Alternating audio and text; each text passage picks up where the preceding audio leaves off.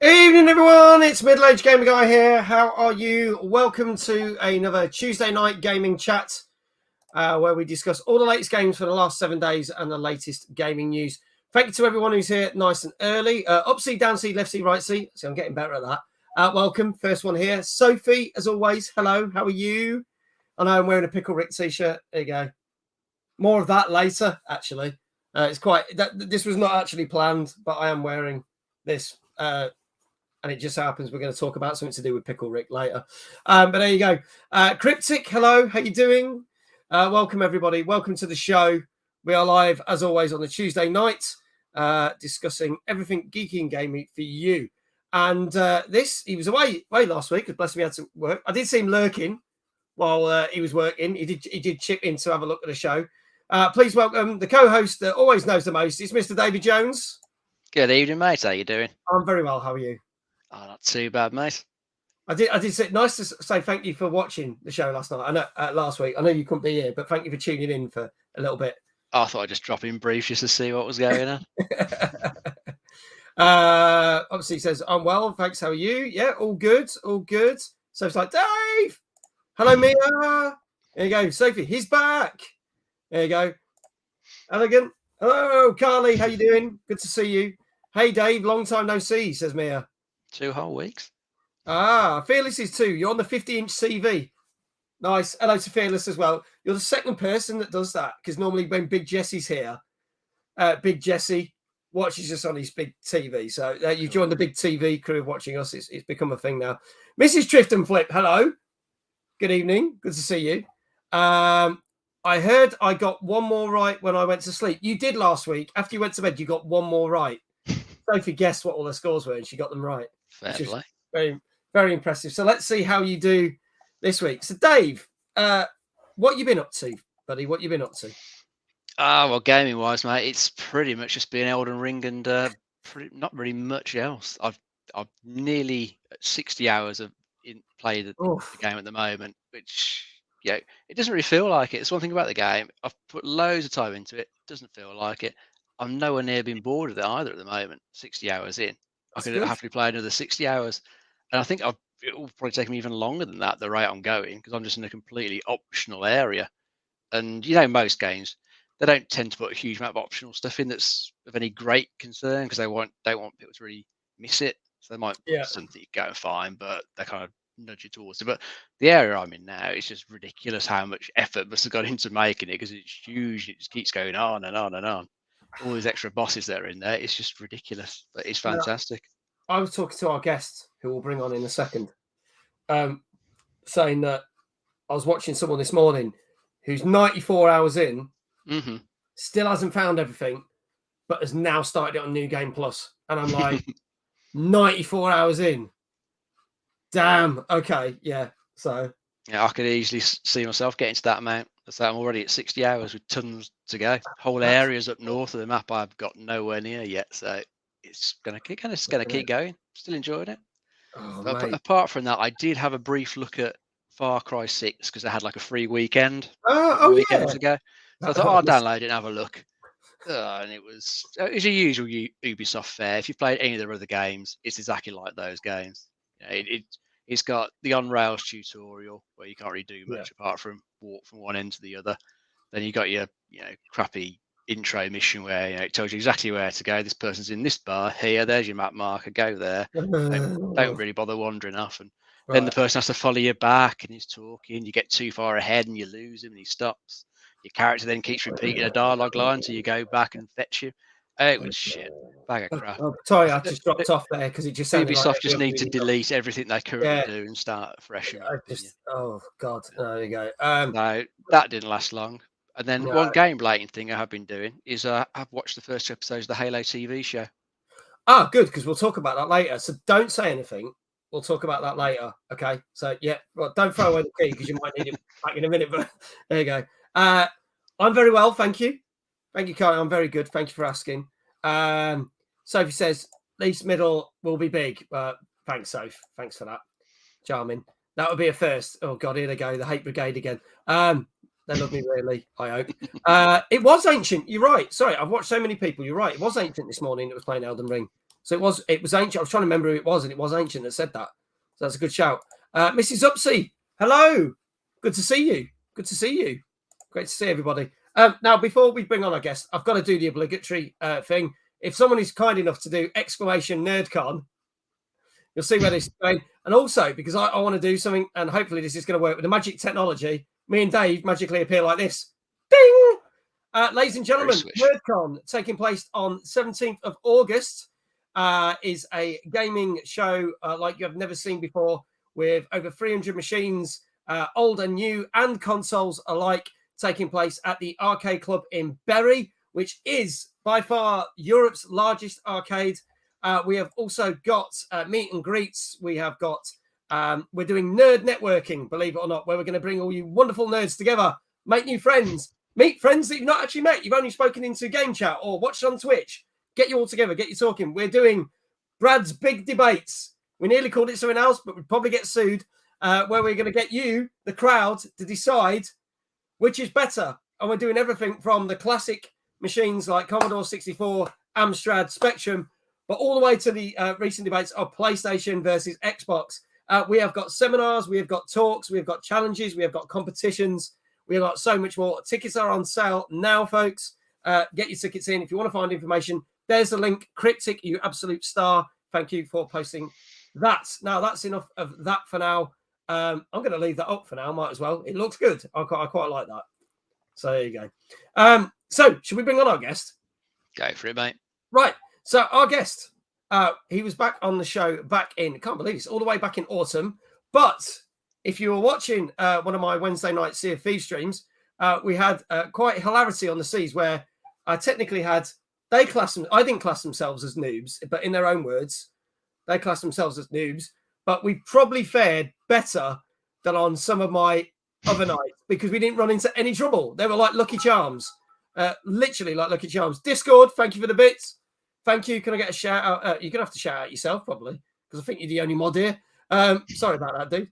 Unless I can do it, which I'll press that button and see if it works. But there you go. Oh, see up, see down. See says, we were noobs. Yeah, but I think you played like non-noobs. It was really cool. I think you've done really well. So please welcome one half of those two noobs. The other half you're going to see in a couple of weeks with his better half. Please welcome back to the show. It's Trift and Flick, people. Hello. How are you? How you doing? Thanks for having me back. Good to be here. Great to have you back on the show. Thank you so much for being here. Thank you for having me. No worries. So I'm going to ask you this question, but I already know what the answer is going to be. So what have you been playing? Same as Dave. Elden Ring. Good choice. Same as everyone, I'd say. And I play Elden Ring and a bit of Resident Evil 7 Biohazard, and Okay, yeah. I was on playing Rubber Bandits with Wardy today, Wardy Warrior, and Fortnite as well with my son and Upsy. He was streaming today as well, so we were helping him today as well. But mostly, I'm 27 hours into Elden Ring, I think. Okay, so you've got a fair way to go yet. Yeah. And again, I'm not bored. I'm just wandering around, killing random things, finding random things, upgrading my character, walking around with no armor on, just in a bit of loincloth, and that's it. Going, come at me. Yes, exactly. I'll take you all on. But yeah, it's good. I'm enjoying it.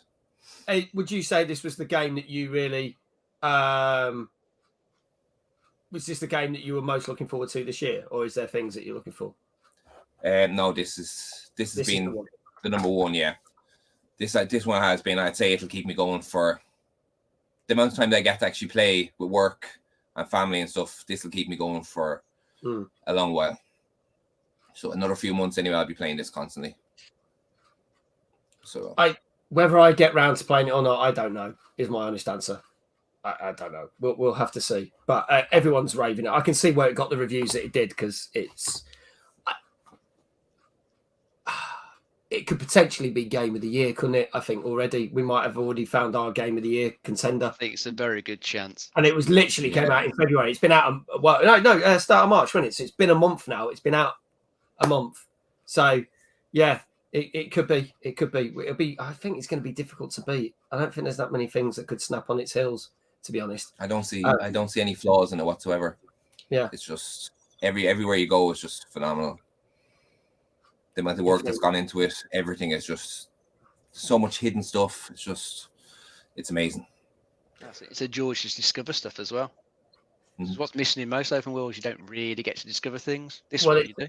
It's not like your Far Cry 6 where you're being told that you've got to go. Yep. Yeah, I mean, Discord says it would have to be on Game Pass and have a quest for Mag to play it. But there's two things there. One, yes, it would have to be on Game Pass or actually PS Plus because I'm too tight to pay for anything these days. And secondly, if it was a Game Pass quest and it's going to earn me money, then fuck yeah, I'll play it. There you go. So yeah, I'm not gonna shy away from that. But yeah, or if there's anyone out there that wants to send me a free copy, just say we'll try it. But we will talk more Elden Ring a little bit. Phantom Wolf, hello. She's like, we have a Dave. Yes, Dave's here. Dave's here. And someone else who likes watching me on a big 50-inch is Jesse. Hello, Jesse. What game do I want to copy off, Sophie? Elden Ring. But you don't have to. I'm not saying that because, am I really going to play it? I don't know. Is my honest answer. Anyway, should we crack on with the show, lads? Mm-hmm. Let's go for it. Believe it or not, this is our 65th show. Woo! And I am 4 followers away from 1,000. Will tonight be the time that I hit 1,000 followers? We shall see. Earlier on, you were 9 away.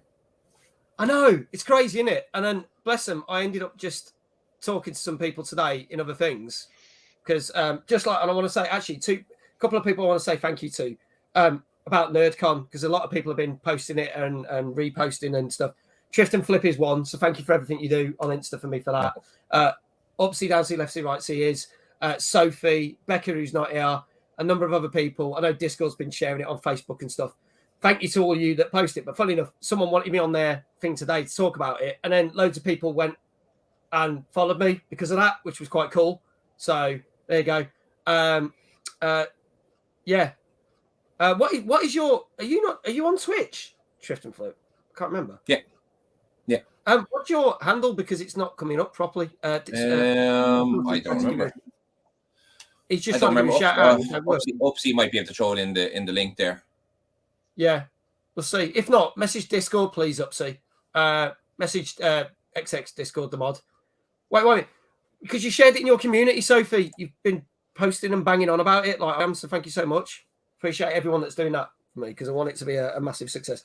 Anyway, show. Here we go. We've got 7 new games that come out in the last week for you. Some fairly big name games this week. And some not so big name games, plus a ton of news. It's been quite an exciting week of news with some huge disappointments and some rather interesting things that have happened. Oh, bless her, Sophie, because you're awesome and I can't go, so I want to make sure others can go.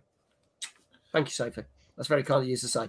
Time for the art critique. Yes, let's get the art critique coming in as well. So our first game, this was supposed to come out in January, and we were saying we were going to review this on our first show of the year, and it got pushed back to last Thursday, so nearly 2 months of delays. This is out on Xbox One, PS4, and PC. Imagine if the Wild West didn't happen quite as you'd expect, and other things happened. This is the result of this in a kind of original Fallout 2 styling.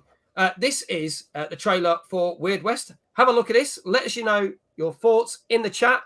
We'll talk about it. We'll get some review scores. And we'll be right back after this. Here we go.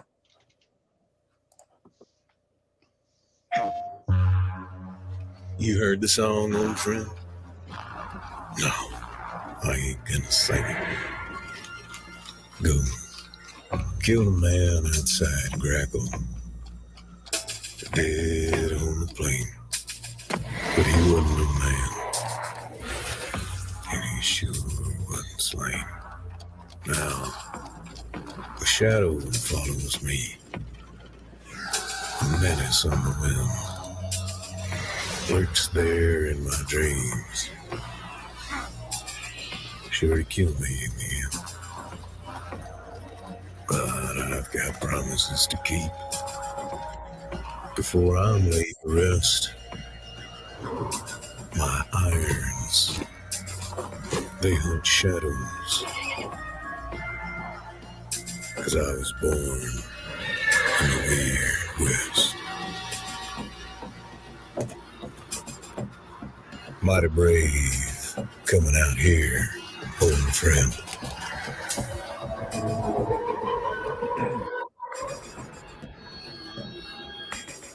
Brave. Or foolish.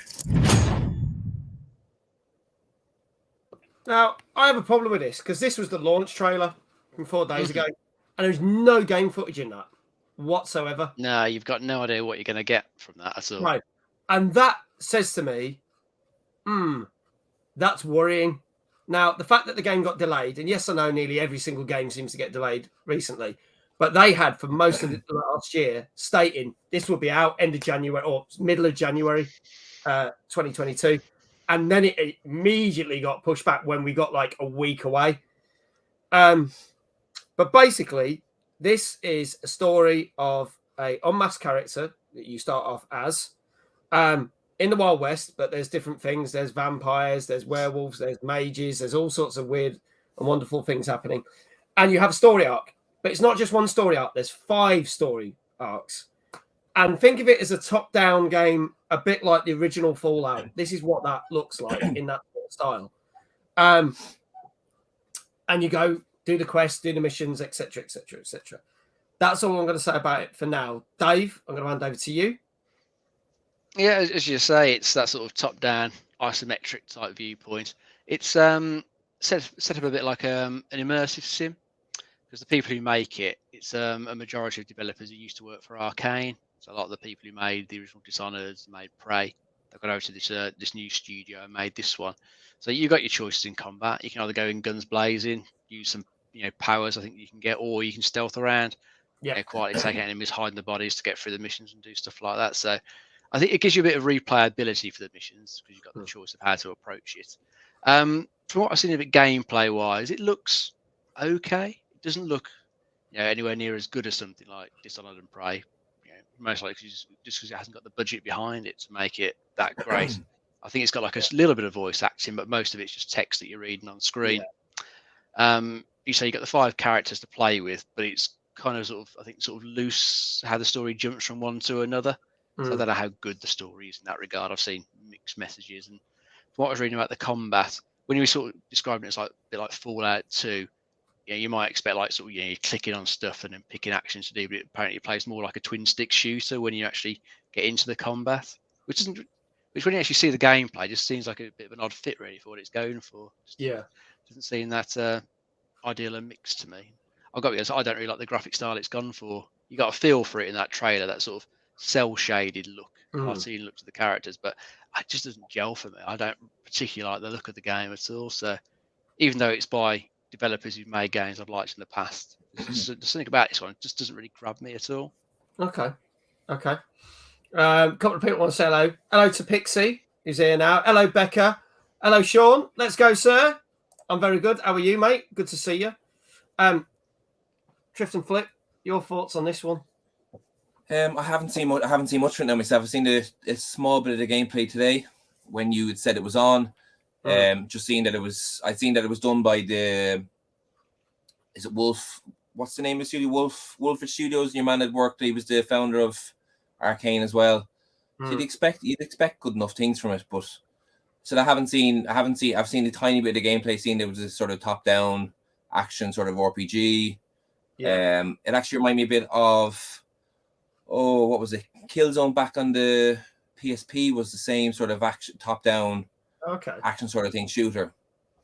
Reminds me a lot of that as well. So I like that. So hopefully, but I said I haven't seen much of the gameplay. Just that it was a top-down sort of action shooter RPG. But everywhere seems to be going along those lines. Action RPGs.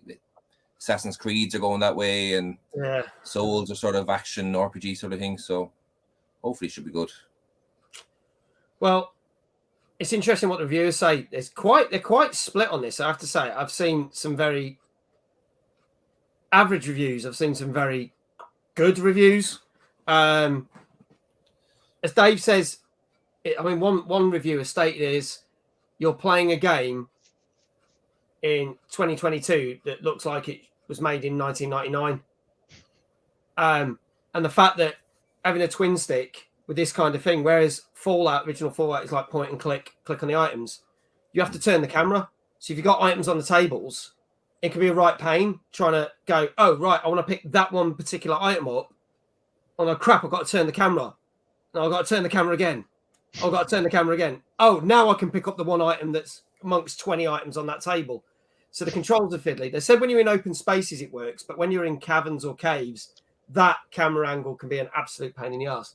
However, some of the weapons are okay. The upgrades and skills are not fantastic. You spend a long time upgrading stuff that then you might only just use near the end of something. So you've built all this time to get in this. However, the story's really good. The stories do connect in some ways. I know Dave says thing, but one interesting thing is certain characters that you could meet in further levels. But if you kill them, then they don't reappear later. So when they're dead, and it follows through with that. And if they're not dead, they can revisit you as playing the other character's stories. So it does work quite well to that respect. But they're saying for a game that's from 2022 could be considered a bit janky. Phantom Wolf said it's jank. I do want to bring up what she said. She says, I lean more to 2D because the problem I have with most 3D animation is how the models are rigged. Depending on how they can be rigged, can make or break a game or how smooth it looks. I still think this doesn't look that smooth when moving. And I think another thing they said about is the weapons. You can upgrade the weapons, but every pistol shoots the same. Every shotgun shoots the same. It's just how much damage it inflicts. So there's no real feel of any weapon doing anything different. So yeah, Phantom Wolf, we like smooth animation. We demand smooth animation. That's what we should have. Juice, that is how you pronounce your name. Thank you for the follow. You are now my 997th follow, which means I'm technically 3 away from 1,000. So thank you very much. Okay, slowly boosting it back up to a 6.5. So what we're going to do here, people, is if you've not seen this before, I scour the internet for all the scores of the game and try and get an average score out of 10. You may agree with it, you may not. We don't agree with it sometimes, but that's what we're going for. If you get that score correct, you will get a shout out in the chat. So, chat for Weird West, which came out last Thursday on Xbox One, PS4, PC. Let us know your scores now. Dave, what do you think this will get? I'm going to go for 6.5. You're going for a 6.5. Okie dokie. Pixie's going for 6.5. Phantom's going for 4. Cryptic says 6. I don't know. I've not seen that, Becca. I've not seen it, so I can't comment. I'll have to look on Facebook and have a look. Jesse also going 6.5, but if Sophie thinks it, I'm going 7. From Trailer Alone a 6. 5.5. Becca says, I'm going. She's going to NerdCon. It's the jankiness. Oh, God. I think people have problems with the gameplay. Fearless says 6.5. Okay, so a lot of people going for 6.5, isn't it? Trift and Flip, what do you reckon? I was going to say 6.5 as well, Dave, but do you know what? I'm going to go with a 7. Okay, going with a 7. Different. Yeah. Missy's obviously going for 5.5, which is also different. A lot of people with 6.5s stuff. I could tell you this averaged exactly what Trift and Flip said. It was a 7 out of 10. So it was best scores I saw were getting 8s, lowest scores were 6s, and then kind of the other people that couldn't quite decide whether it was such a good game or an okay, it was a 7. So if I can get another shout out for Trift and Flip. Did anybody, I think Big Jesse went for a 7 as well. Well done, Big Jesse, for not going with my score. So let's give you shout outs. I think Discord's still there. I hope he's still there. Here we go, Big Jesse. Big Jesse gets a shout out. There you go. And hopefully, there you go. And Discord's doing yours. So, and also, if you're not following Trift and Flip, do it now. There's a delay on that, but it'll happen. It'll happen. You might have to do it again. There you go. There you go. There you go. If you're not following him, go follow him now. So there you go. So that's Weird West gets a 7 out of 10. That. Follow that. Do that. Copy and paste. Do it. Do it now. Bit of news. So, unfortunately, this week seems to be the news of the week of cancellations, and this to me is probably the biggest cancellation, or I say cancellation, but biggest delay to be announced. So, for all you Nintendo Switch fans, the long-awaited Discord says, "Fuck's sake, Mag, I need a piss. Don't do anything." No, go have your piss. Come back later. We'll do another game in a bit. We're going to do news. Trift is fairly entertaining to watch. I like the fact you put fairly entertaining. Don't listen to Juice. Juice, thank you for that follow earlier, by the way. Thank you, and welcome, because it's your first time here. I love that. Is fairly entertaining. It's kind of what I go for on this show. A moderately average talk show. There you go. Set me level. I just go for it. I know that way I can smash it every time if we just put out average content. So the biggest one, the Nintendo Switch fans have been waiting for a sequel to this game since 2017. I wonder if the chat can guess what game I am talking about in the next few seconds. But this big sequel has been delayed. And yes, Phantom Wolf is the first one to say it. Breath of the Wild 2 has been delayed to 2023, folks. Breath of the Wild 2. And it might not even be called that. We don't know for sure. Spring 2023. So you're going to have to wait a whole year or slightly more for the sequel to come out. And I think that's quite sad. But, you know, again, it seems a long time. It's 2017, and it was the launch title for the Nintendo Switch. I don't know why, but that seems like an eon ago to me. I don't know about you guys.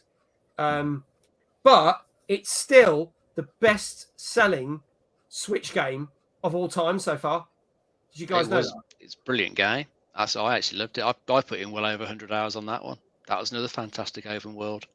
I might have to play it. I bought a copy for the missus. It's well worth playing, mate. I don't think you ever played. Very, very good. I've not played it either, so I might have to. There's a shout. Actually, I might put that in. But yeah. So my question to you, I can see people that are quite like about that. But just as a fun quiz, up to the end of December last year, don't worry about the caps, Phantom. I agree. Breath of the Wild is good. How many millions of copies do we think that Breath of the Wild sold up to the end of last year? Because that's about as good as figures I could get. Have a guess in the chat. You don't win anything. It's just for fun. But Dave, what do you reckon? Ooh, I don't know. 20 million copies. 20 million. Phantom Wall says 100 million copies. Sophie says 4.6. Trift and Flip. I was going to go higher, but I don't know how many. I'll say 150. 150. A million. Be way off. 10 million, says Pixie. Crypty says too many to count. You bottled out of answering that one you did there. Juice, 92 million. Well, 35 million, says Big Jesse. I'm going to see if we get any more answers. Let's see. Any more? 3, 2, 1. No. Right. I think... Oh, Cryptic says 45. Oh, good. You did give us an answer. Thank you. I'm going to say, I don't have a Scooby-Doo, says Becca. Bless her. Who was closest? Let's have a look. I think Dave and Jesse are closest because it's actually 25.8 million copies, which is a hell of a lot. Hell of a lot. And it did surprise me because you kind of think, well, Mario came out quite a few months after the launch. And you would have thought that Mario Odyssey would have been, but it didn't. It's not sold anywhere near as many. I don't know how many it sold. Someone can probably Google that for us. But yeah, it's probably the most successful Zelda game of all time. Oh, hang on. So it says, speaking of Scooby-Doo, I'm not sure if it was an April Fool's, but there's another one coming out. I hope it wasn't April Fool's. One surprised me. They did that god-awful cartoon, which went straight to VOD last year. So there you go. To be fair, Mario Odyssey is very different from Breath of the Wild. It's not as open world, and not everyone likes platformers. Yeah, they kind of said it was open world, but it's not really open world, is it? That Mario game. It's not as open world as you were led to believe. No, it's got big levels you can wander around in and do stuff in. But yeah, no, you wouldn't consider it open world at all. How many millions of copies has Mario Odyssey sold, please, Sophie? If you'd be so kind. But there you go. She'll find out for us. But there you go, folks. So unfortunately, if you're looking forward to the sequel, you've now got to wait a year or 14 months. We don't know exactly. So we'll have to see. Gives me time to finish Elden Ring at least. Yeah, well, yeah, you should finish it by what, at least January next year. Mm-hmm. Oh! 23.2 million. So it's snapping at the heels. It's about 5. It's only about 2.5 million off. So it's not that bad. Yeah, I just did a Google just for top selling Switch games, and Breath of the Wild's in 4th place according to this Wikipedia. So what's top then? Mario Kart 8 with 43.35 million sold. That doesn't surprise me then. Mm-hmm. That does, especially with all the stuff they've recently announced. That's probably gone insane. Oh yeah, all the extra tracks coming to it. Yeah, definitely get people back into it. Bring new people in. Out of interest, then, if Zelda's 4th, here you go. What's 2 and 3? Is Mario Odyssey? Well, Mario Odyssey, I'm guessing is Mario Odyssey. Mario Odyssey is 6th in that list. Wow. Okay. Number 2 is Animal Crossing: New Horizons. Then number 3 is Super Smash Bros. Ultimate. There you go. Probably the 3 most titles. Yeah, the most obvious titles. I didn't think of them. Salt and Pepper Gaming. Yo. How you doing? Love Mario Kart. Everyone's got to love Mario Kart. Oh yeah, it's brilliant. Yeah, Discord did something nice this year. Instead of absolutely pranking me for a thing, he did something really nice. He reconnected us with someone on Sea of Thieves that we haven't spoken to on 2 years. We haven't played Sea of Thieves 2 years ago, which was really nice. Dave is stealing my list, says Sophie. Stop it. To be fair, Sora's in Smash. Loves Smash Brothers. There you go. It's me, Mario. There you go. Becca, I cannot do that because you are not my sponsor for the chat. Becca, I've got to announce our headline sponsor for NerdCon. And I can't do it yet. I was hoping to announce it on Monday because certain contracts haven't been signed. Even though they've paid the money, which is weird. But I'm not allowed to talk about it until pen on paper. So, Becca, you are not our sponsor. Becca thinks she's our sponsor. Maybe she will become a sponsor. Who knows? I know she's doing a bar crawl at that event, which might end up carrying it all the way down the stairs and back up again to each bar. There you go. Let's move on to our next game. Now, a very much beloved franchise, rebuilt from the ground up, and with a few changes to how the game actually, the mechanics work. This is something that a lot of people have been looking forward to. This came out today, people, on all the Xboxes, all the PlayStations, the PC, and Nintendo Switch. Ladies and gentlemen, we present to you Lego Star Wars, the Skywalker Saga. Here we go.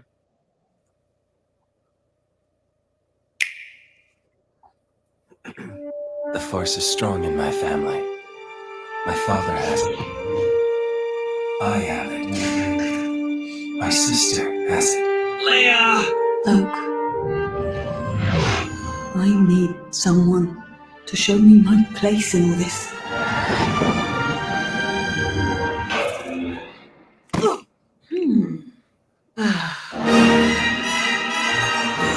Hit the target hard! Give it everything you got! Destroy the Sith. We must. Help me, Obi-Wan Kenobi. You're my only hope. I need to finish what Luke started. We go together.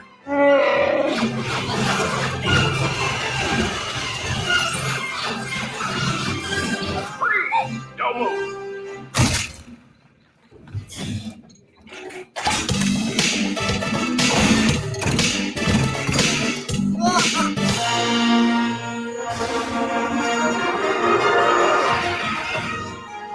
Look at this.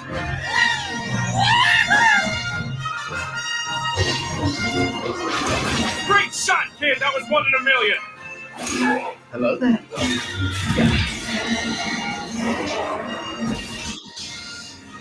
The rebellion is reborn today, and I will not be the last Jedi. Remember, the Force will be with you, always.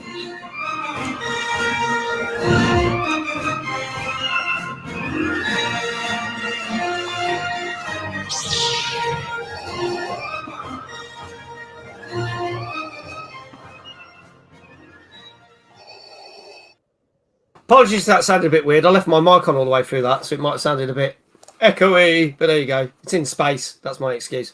Lego Star Wars, the Skywalker saga. Now, when this was first announced a couple of years ago, everyone was like, so they're basically just adding 2 more games onto the games they've already released.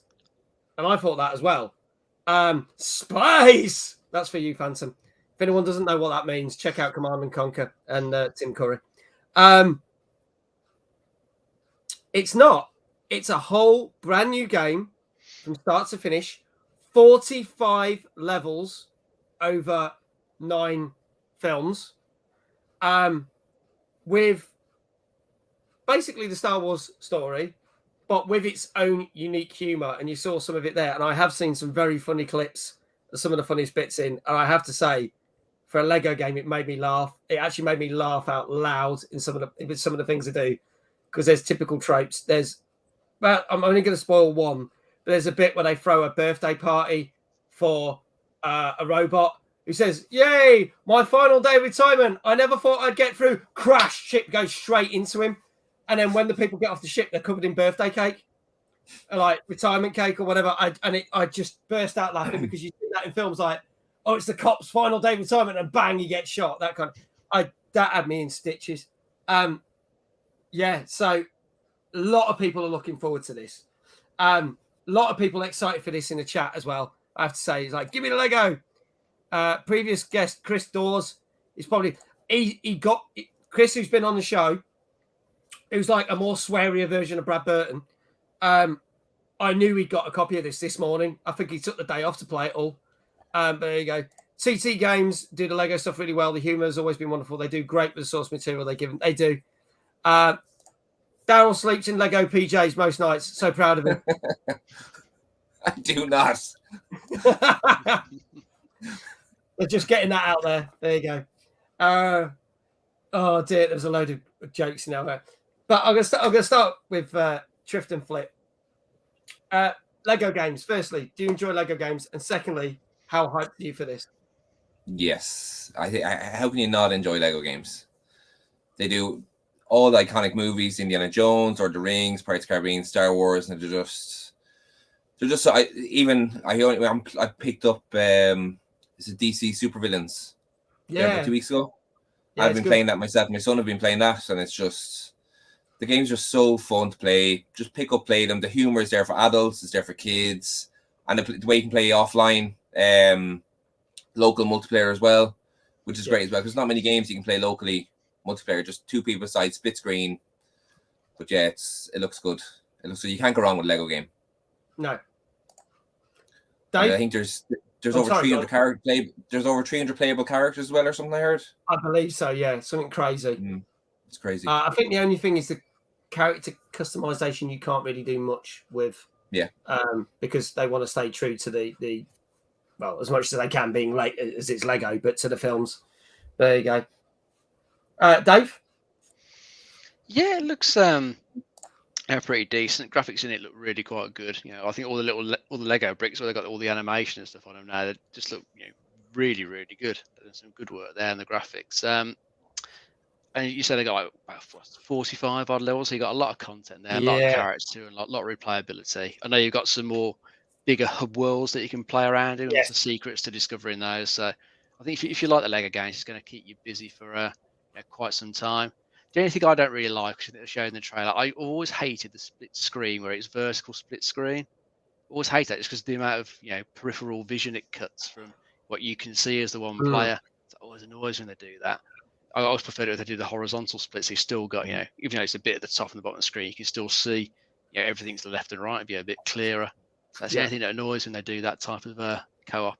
But at least they've got it in there, because not many companies bother doing local co-op. But it's the sort of game you're probably going to play with your kids. Yeah, you'll probably start some fun with it. Just annoys me, that type of split screen. Well, it's interesting you bring that up, because they've taken a different approach with this. It's not all how it used to be. It is very much like from behind your character, which they said is more accurate for the shooting bits. Also for the fact that you can actually grab items and move them with the Force. It's a lot more accurate. The combat feels more accurate. But where it does hinder it is when, as you said, go split screen, it really narrows down your vision of what you can see if you're playing co-op, which is not good. You're really limited to what you can see because obviously now they're doing it over the shoulder camera, which they've never done before. It makes this quite tricky in that respect. There's loads of crazy mini games in it, which are awesome. Another funny one is where you have to get a bunch of Wookiees to sing the Star Wars theme tune, which just look that up on YouTube, people. It just sounds brilliant in its weird, wonderful way. And as you said, the hub worlds are massive. We'll go on and unlock more secrets as you do with the Lego games. But just generally, it seems it's very good. The biggest drawback with this is the way that the co-op is framed. And the one thing is, some of the big boss battles are so geared to solo player. If you're playing co-op, I can guarantee this, that one of you is going to be sitting there doing absolute fuck all. There's one bit where you've got the Anakin Obi-Wan thing. The other player will be C-3PO and you just hover around watching what's going on. You don't do fuck all. So there are going to be times where the co-op is nowhere near as good as other games, but it's only really the boss battles that it suffers on. Any other comments from you guys before we start getting people to shout things out? No, I think it's well. You don't have to go along the story. You can start wherever you want as well. You can start from the 7th film or 8th film. You don't have to go right from the very start, which is cool as well. But yeah, the only grievance I had was the split screen as well. It's down. You miss a lot of stuff, but should be a good game though. Yeah. Sophie's just put this in. Did you know the Lego Movie, if it was made as a stop motion film, it would have taken 10 years and 15 million Lego pieces to make? So it still wouldn't have come out yet then. We'd still be waiting for it. Oh my God, the Lego movies, please. I'll go on nerdy rant about them, especially the don't start me on the fucking Ninjago movie. I liked all the others, but I didn't. I'm not going to get into that. Should I get it on Switch or PS5? Would there really be a difference? I don't think you'll see a difference. It performs on all very well. It'll just be graphics. The Switch won't be able to do the graphics that the PS5 can. That'll be the main thing I would have thought. Yeah, but is it really going to be? We're talking Lego. It's still actually saying that. That's a fair point because actually, someone in one of the reviews stated like Hot Wheels Unleashed did great jobs with making plastic toys look proper plastic, like you could pick them up in your hand. It looks like proper Lego on the next gen consoles. So maybe it's not going to look as shiny and glossy. It's still going to look decent on a Nintendo Switch. So there you go. 10 years, still out before Breath of the Wild 2. Fair point. You need to watch Ninjago TV show because you appreciate the movie a lot more because of it. TV show is really good. It's been going for more than 10 seasons.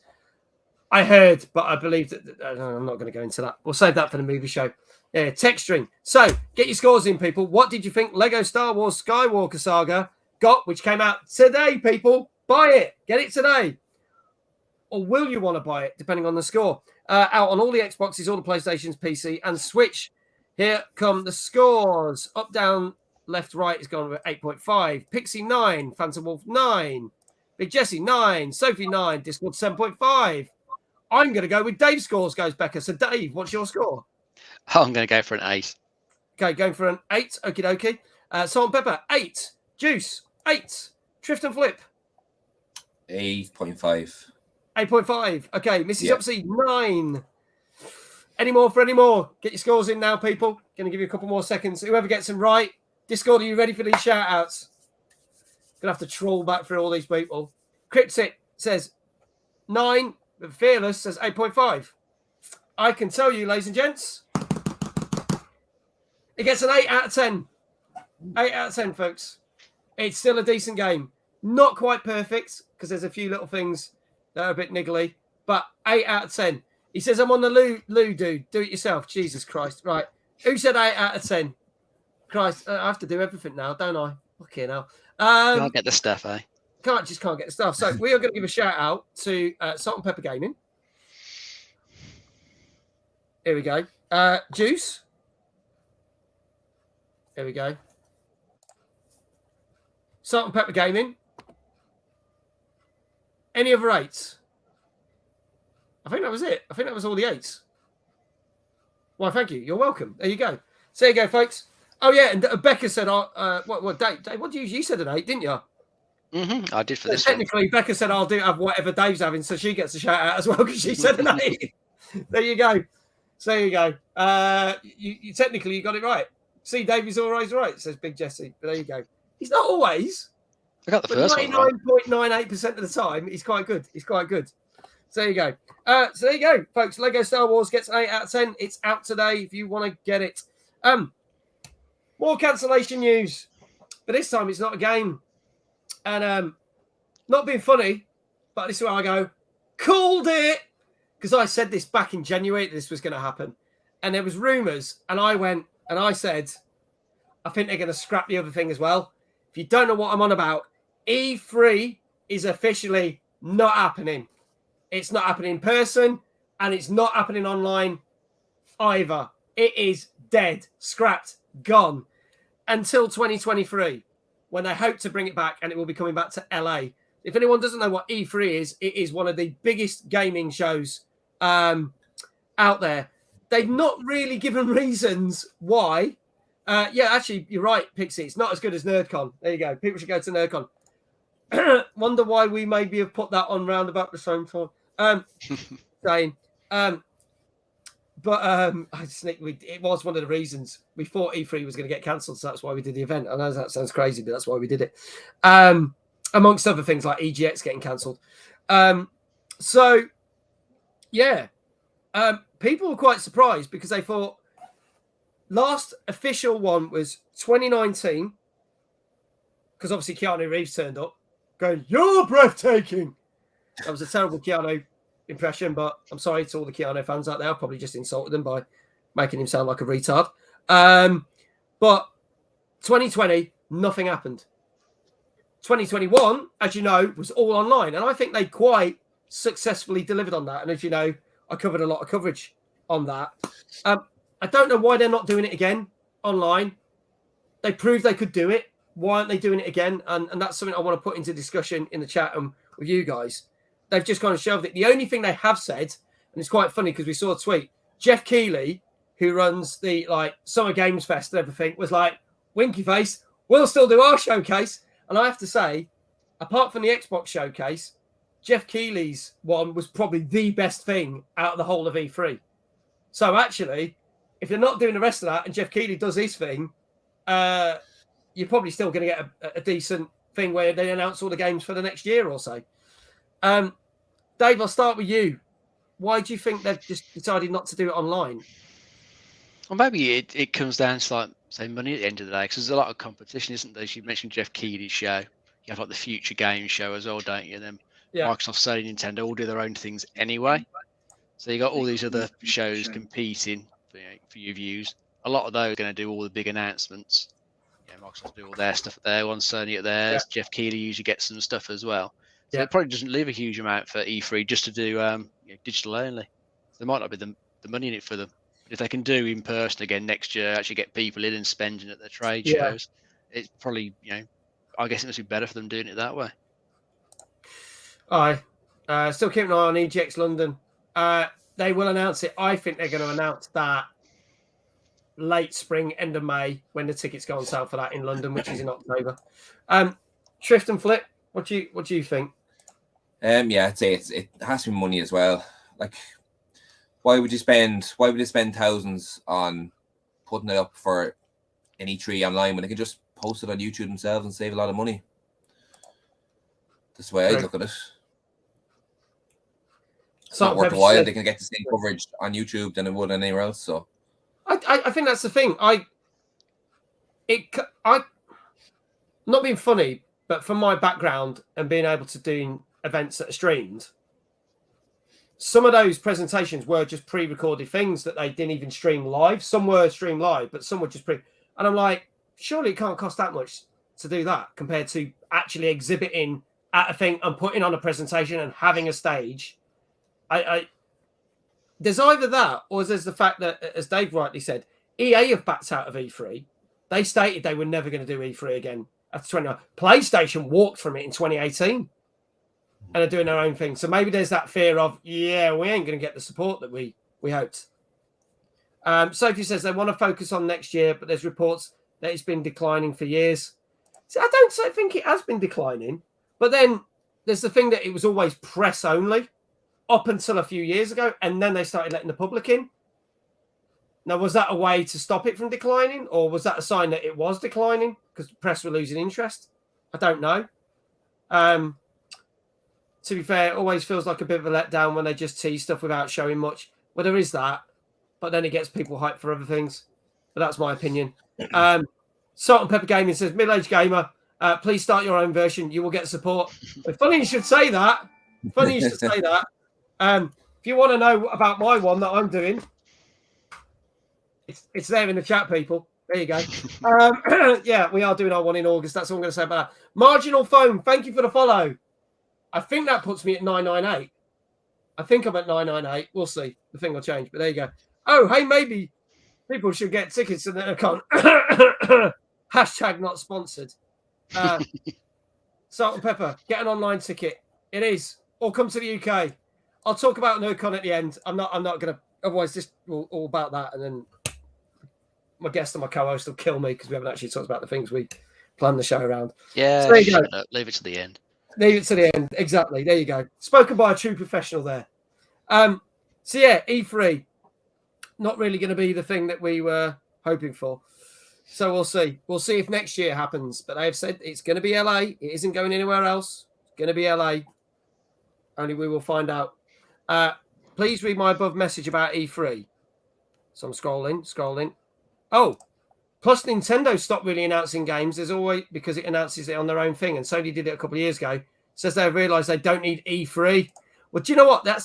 Before we go back, that's the interesting thing about the pandemic. Because you notice Xbox started doing when there was no E3 in 2020, Xbox started doing showcases. PlayStation obviously did State of Play. Nintendo did Nintendo Direct. We had, what was today? There was one that was on today. Was it to do with the Unreal Engine? They did their own showcase. Oh, Epic Games are doing something, weren't they? I didn't see it. That was on early. I didn't bother watching it because there wasn't anything that was grabbing my attention. But it's interesting to see that, yeah, that's a good point. So maybe they were like, oh, who's going to do E3 online? And everyone was like, no, I can do my own thing. Mm-hmm. We've seen it. Other ones have done it. Devolver Digital would have done theirs. Ubisoft have done some. They've been doing one a year now, not even when E3 is. So maybe that's the thing. So we'll have to see. Maybe it's going to be the death of E3. Who knows? And the rise of NerdCon.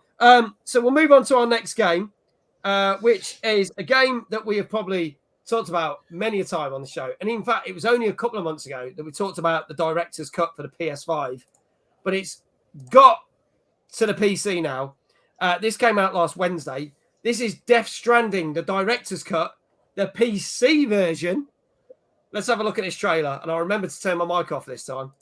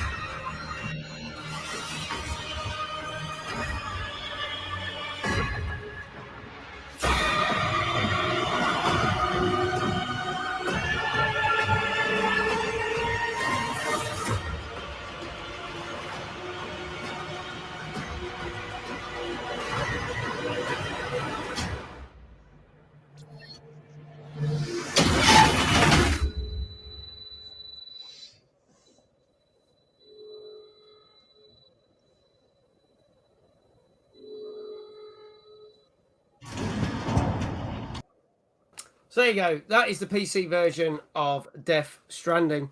The director's cut, which, as you know, if you saw our show back in January when we talked about the PS5 director's cut, adds more ways that you can get your parcels, like firing them out of cannon, traversing these funny robot dog things that you can walk on, adds racetracks, various other side missions, and basically a whole heap of stuff that they never really put into the initial game.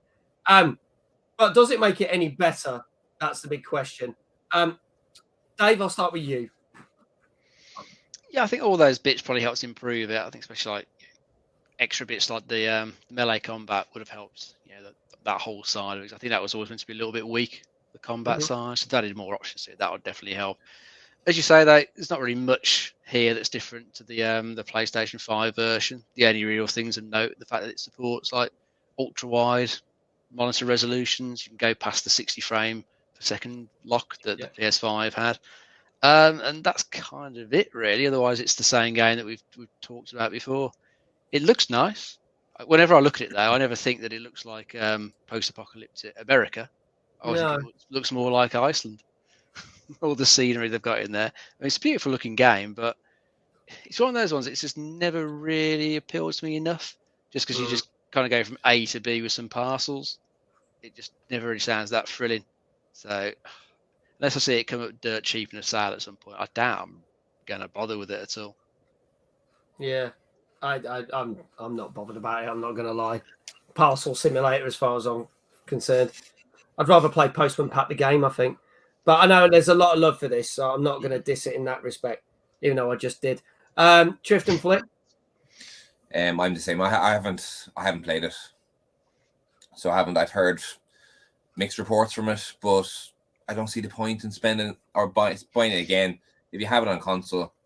I don't like this thing of bringing out a game and then a year later, we'll bring out another game, make more money for it. Just give us all the game the same way, the way they used to do it. Just give it all in one go instead of milking us for more money. Yeah. It's kind of thing. Again, it's one of these where you go, well, it came out a couple of years ago. If they'd waited, they could have just brought this out for everyone, really, couldn't they? But, it's like movies. Stop rebooting, remaster, and work on something new. Or maybe Kojima, bless him, hasn't got anything new to work on. But there you go. A DPD sim, or if Mag is playing Yodel sim. Yeah, where's my package? What do we reckon? Upsy's a postman. He got Upsy sim, so... Yeah. Has he got a little postie? Oh, no, it's a hype thing. I thought it was a little postal thing. My eyesight's gone terrible. Sorry. I was thinking, has he posted little postie things? There you go, yeah. Wardy's a postie as well, isn't he? Or was a postie? He's a truck delivery driver, yeah. Truck delivery. There you go. So there you go. Right, so what do we reckon this got? Chat, get your scores in now. This is Death Stranding, the director's cut, the PC version, which came out last Wednesday. Get your scores in. Dave, I'll start with you. I think it usually scored pretty well, didn't it? So I'm going to guess it's probably an 8. Okie dokie. Upsy, downsy, leftsy, rightsy. I'm getting good at saying that. 6 out of 10. Cryptic says a 7. What number game is this? 3 or 4? This is game number 3, Sophie. Becca says I'm going with Dave again. Cop out. Probably higher than I thought. 7.5 from Big Jesse, 7.5 from Juice. Sophie says, I think an 8.5. Okay. Death Stranding is a walking sim. It is. Might as well play golf sim because that's a way to spoil a good walk. Fearless says 7.5. Phantom, 8. Salt and Pepper Gaming says 7. Trift and Flip, what do you say? I'm going to go 8. Go for an 8. Okay. Yeah. Right. Seeing as my mod is probably still on the toilet, this is where I'm going to have to scan back. I could tell you this got an 8 out of 10, folks. 8 out of 10.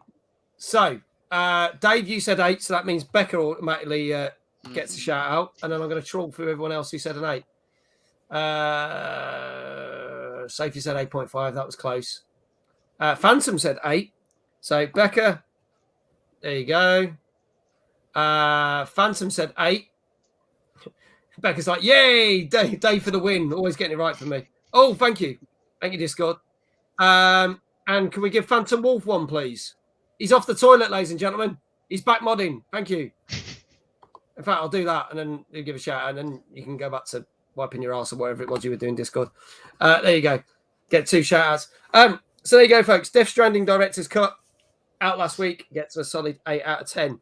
Now, Game Pass, obviously we talked all last week about PlayStation's new things, tiers of what the packages are. And they have confirmed now, since we last talked about them, that anyone who's got PS Plus subscription and has so many months on it is automatically getting leveled up to the medium tier. So that's the thing. So anyone who doesn't know who's got a PS Plus subscription, get a medium tier. That makes me quite happy, but I still want to get the premium one, not going to lie, because I want to have a go at the back catalogue because I've never had a PlayStation since the PlayStation 2. So there's loads of games that I want to stream from that. But we're not going to talk anymore about PlayStation because we're talking about Game Pass. Game Pass have announced something quite interesting. Game Pass have announced that they are launching at some point later this year. We've not got a date, but it's later this year. Game Pass Family Plan. Now, it's going to work in the same way that you have Microsoft Office. You buy a license for Microsoft Office, you are allowed to use it on 5 machines. You would buy this, so it doesn't mean you have to buy 5 lots of Game Pass, which works out about 144 quid a year-ish, give or take my maths. But it's still going to cost you more than what you would do if you paid normal Game Pass. But it means you can share it with 5 friends or family. And it is tied to their machines and their accounts. Do you think... apparently this is going to be for... what was it saying? Yeah, that's pretty much they've worked it on the model of the Office 365. So let us know what you think in the chat. But Trift and Flip, Dave, I'll start with Trift and Flip. Do you think this is a good idea for families that may not be able to afford 5 licenses, or you can get a group of mates and go, well, we'll all chip in, and this is going to work out cheaper? What are your thoughts on it? I think it's good like that, and especially with families. Like my son goes onto he's his own account on Xbox, but because the Xbox Game Pass is associated with mine, every time I'm not there, he's on it, and he's getting gamer scores and gamer scores. So you're taking away my gamer scores. I wanted to get them myself, but he's robbing them all on me. But yeah, like for a little bit extra, I think it's a good thing. It's about time they've done something like that. We all have it on Netflix. We all have personal different accounts. Disney Plus. Why not do it with a Game Pass as well? It makes sense. A couple of things I want to say there. Zenkai saying, hello, I'm playing Lego Star Wars, Skywalker Saga, and it good. Hope you're enjoying it, mate. It got an 8 out of 10 on our show. Ray Shan, thank you so much for the raid.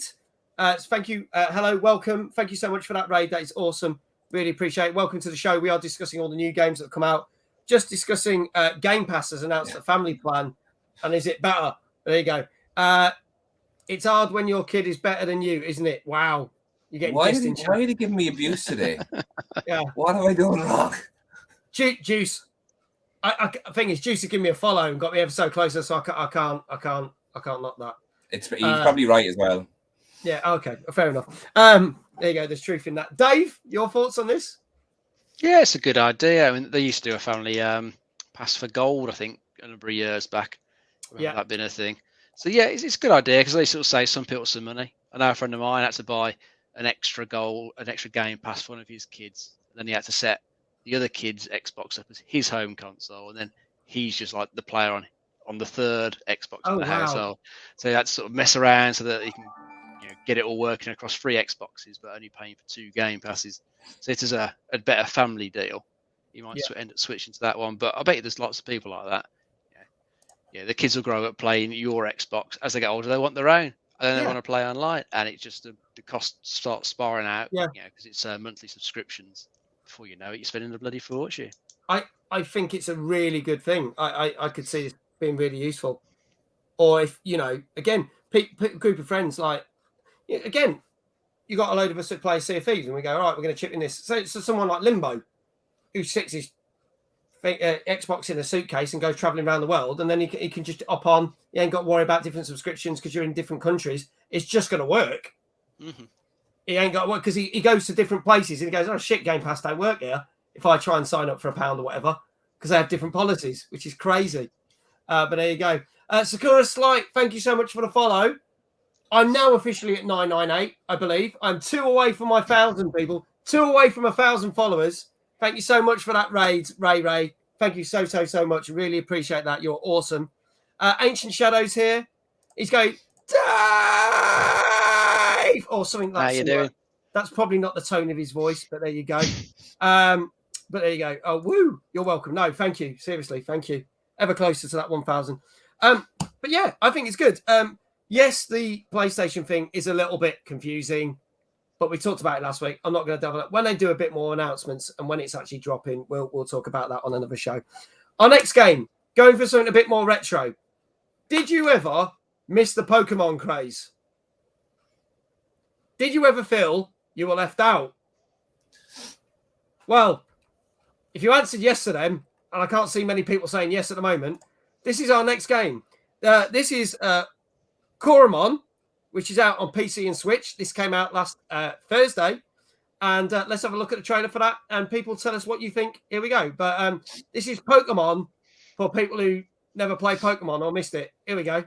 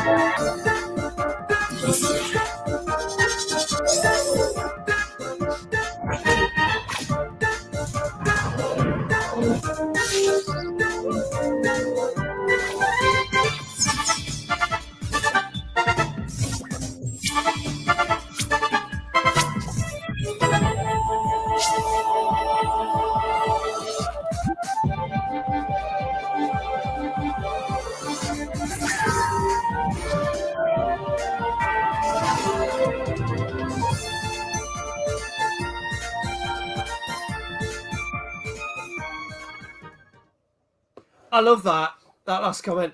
It's just like I've ordered Pokemon off Wish. I think that's genius.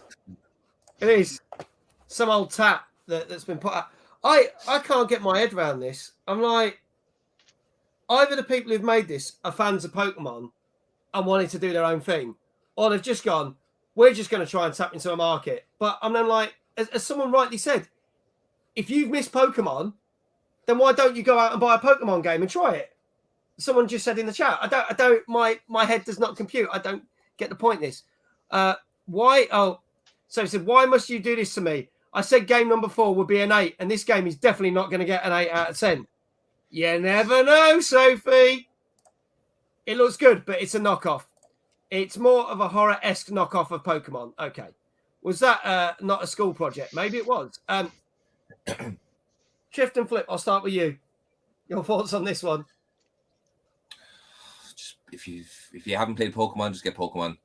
As if you want that sort of, if you want that Game Boy Advance sort of stuff, go buy a Game Boy Advance and buy Pokemon and Game Boy Advance. But it looks nice. It's bringing retro and cleaning it up. It's a lot like Stardew Valley is like, it's an old style game, but Stardew's amazing, and it's bringing that sort of graphics up.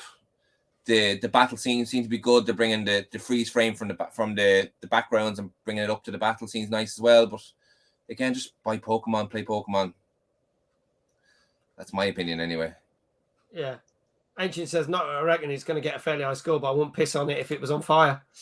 There you go. Becca's going with your score, Dave, but before you give your score, what do you think of this? I think if you like Pokemon, you've played them all to death and want another one, then I suppose you've got this. Because it's Pokemon, isn't it, really? Yeah. It looks like it plays exactly the same. They've just changed some words just to make it sound slightly different. It's just going for that slightly older feel, isn't it, with its retro graphics. I mean, for me, it looks boring, but I hate Pokemon. I think it's rubbish, so I'd never play this. But as Ancient said, it's probably scored quite highly because it's probably a perfectly competent game that plays pretty well because it looks the same as Pokemon. But it has a knockoff Charmander. I don't think it will mind being on fire. Damn. Okay. People have been brutal. I don't know. I don't know how Pokemon fans would feel about this. I honestly don't. There we go. Right, get your scores in. For those people who have come in on the raid, if you don't know what we do, scour the internet for the reviews. I get the average reviews. You may not agree with them. We sometimes don't agree with them. Get your scores out of 10 in the chat. If you get it right, you get a shout out. Dave, let's start with you on this one. I'm going to go for an 8 again. I reckon you score quite well. 8. Now, we know Sophie's going for that. Oh, Sophie just said, oh my God, the new Life is Strange is coming to Game Pass. Yes. Awesome. Good news. Thank you, Sophie. 7.5 from Juice. 7.5 from Cryptic. I'm not a fan and I dislike this very much. It's not a score though, is it?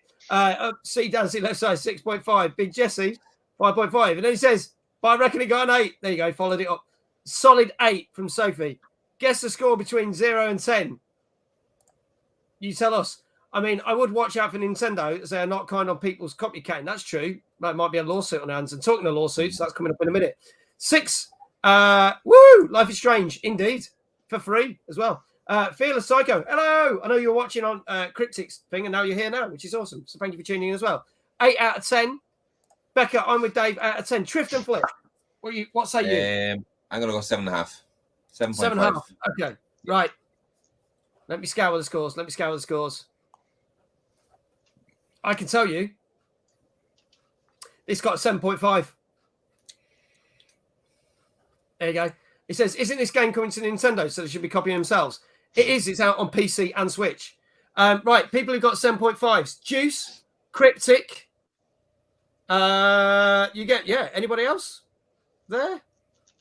Dave, what you said, an 8, didn't you? I said 8, yeah. Okay. So, let's do this. So, Juice, Ancient's on it. And can I get one for Cryptic, please? There you go. Juice is on fire tonight. He is. Well, is Juice a guy or a girl? Sorry, I just assumed. That was really bad of me. Boy. Thank you. I said he is. I got it right then. Otherwise, bad on me for just assuming that. But there you go, folks. So, Coromon, in brackets, the Pokemon ripoff. Sure, that's not what they actually called it. It's out on PC and Switch and came out last Thursday. Gets a 7.5. Now, anyone who is deeply offended by bad language, you might want to step away for a few minutes now. Let's get on to a subject that I like to talk about. Fucking Blizzard and Activision. The soul-sucking bastards of the gaming industry, especially as the way they treat their employees. The scum of the earth company has started to pay out money. Warning, bad language. Thank you, Discord. So for those who don't know, it has now come out for many, many years. If anyone is, do you know what? It blocked Big Jesse. It didn't block me, but I'm going to allow that because he said fuck. There you go. That was quite funny. He got blocked. They basically, it came out last year that they had a frat boy culture where they basically treated all their female employees like shit, like sex objects. Males were encouraged to basically fill them up. There was sexual harassment. There was racism, numerous other stuff. And basically, for most of the back end of last year, I was like, fuck you, Blizzard Activision. Now, as you know, Microsoft is in the process of acquiring them. There's a whole acquisition going on there. Numerous people have left, walked out. There's numerous things happening with the company. There was a massive petition to basically block them and that from their own employees until stuff got sorted.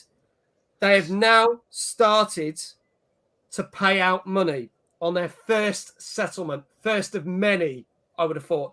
So the first thing hasn't gone to court, but they've still got that many lawsuits against them. They've got to do, they have had to pay out to the US Equal Opportunities Commission a whopping figure. Now, as I did earlier, let's have a bit of fun with this.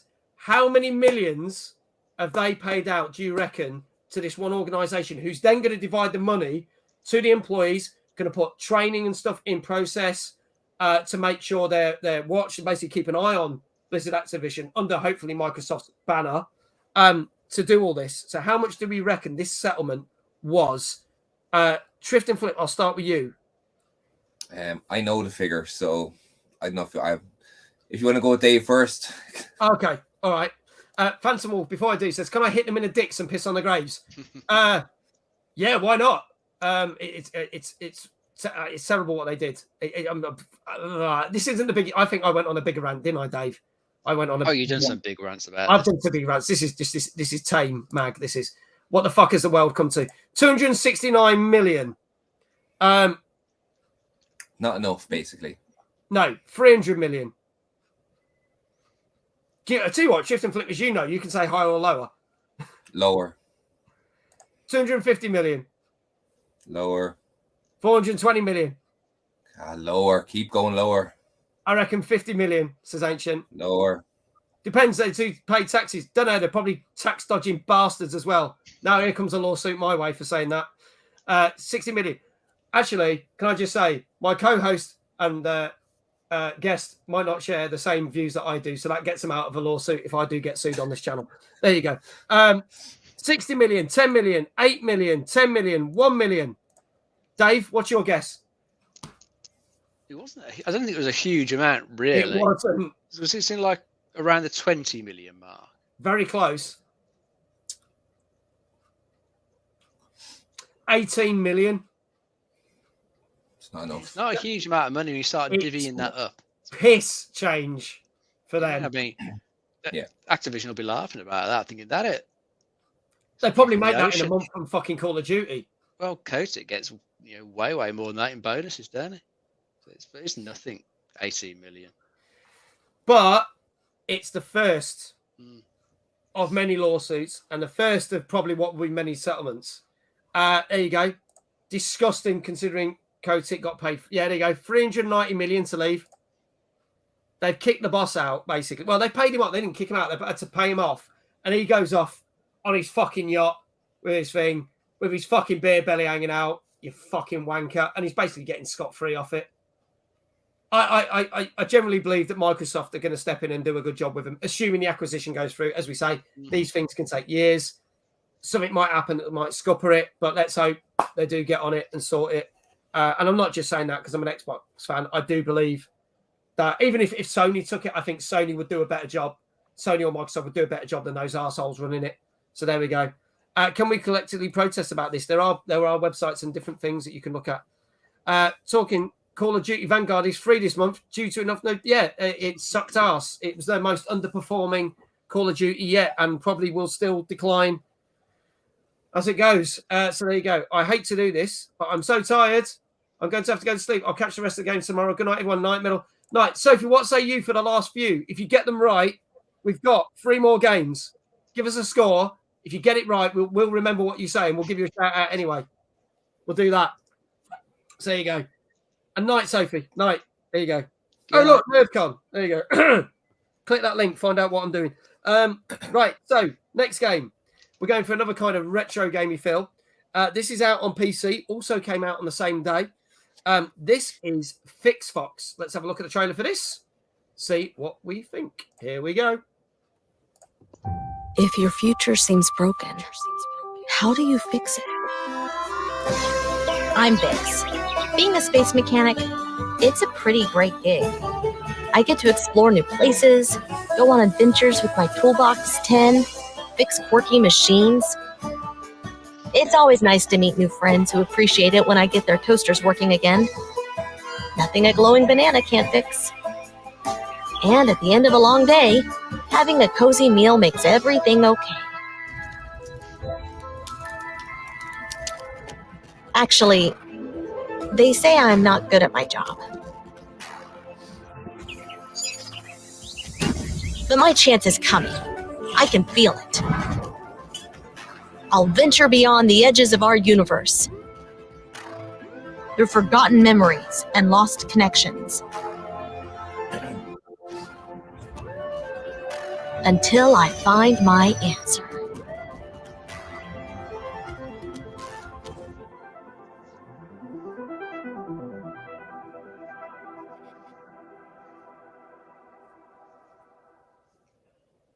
So that's Fixfox. I'm getting serious Undertale vibes from this game. If you don't know what Undertale is, Undertale's an amazing game.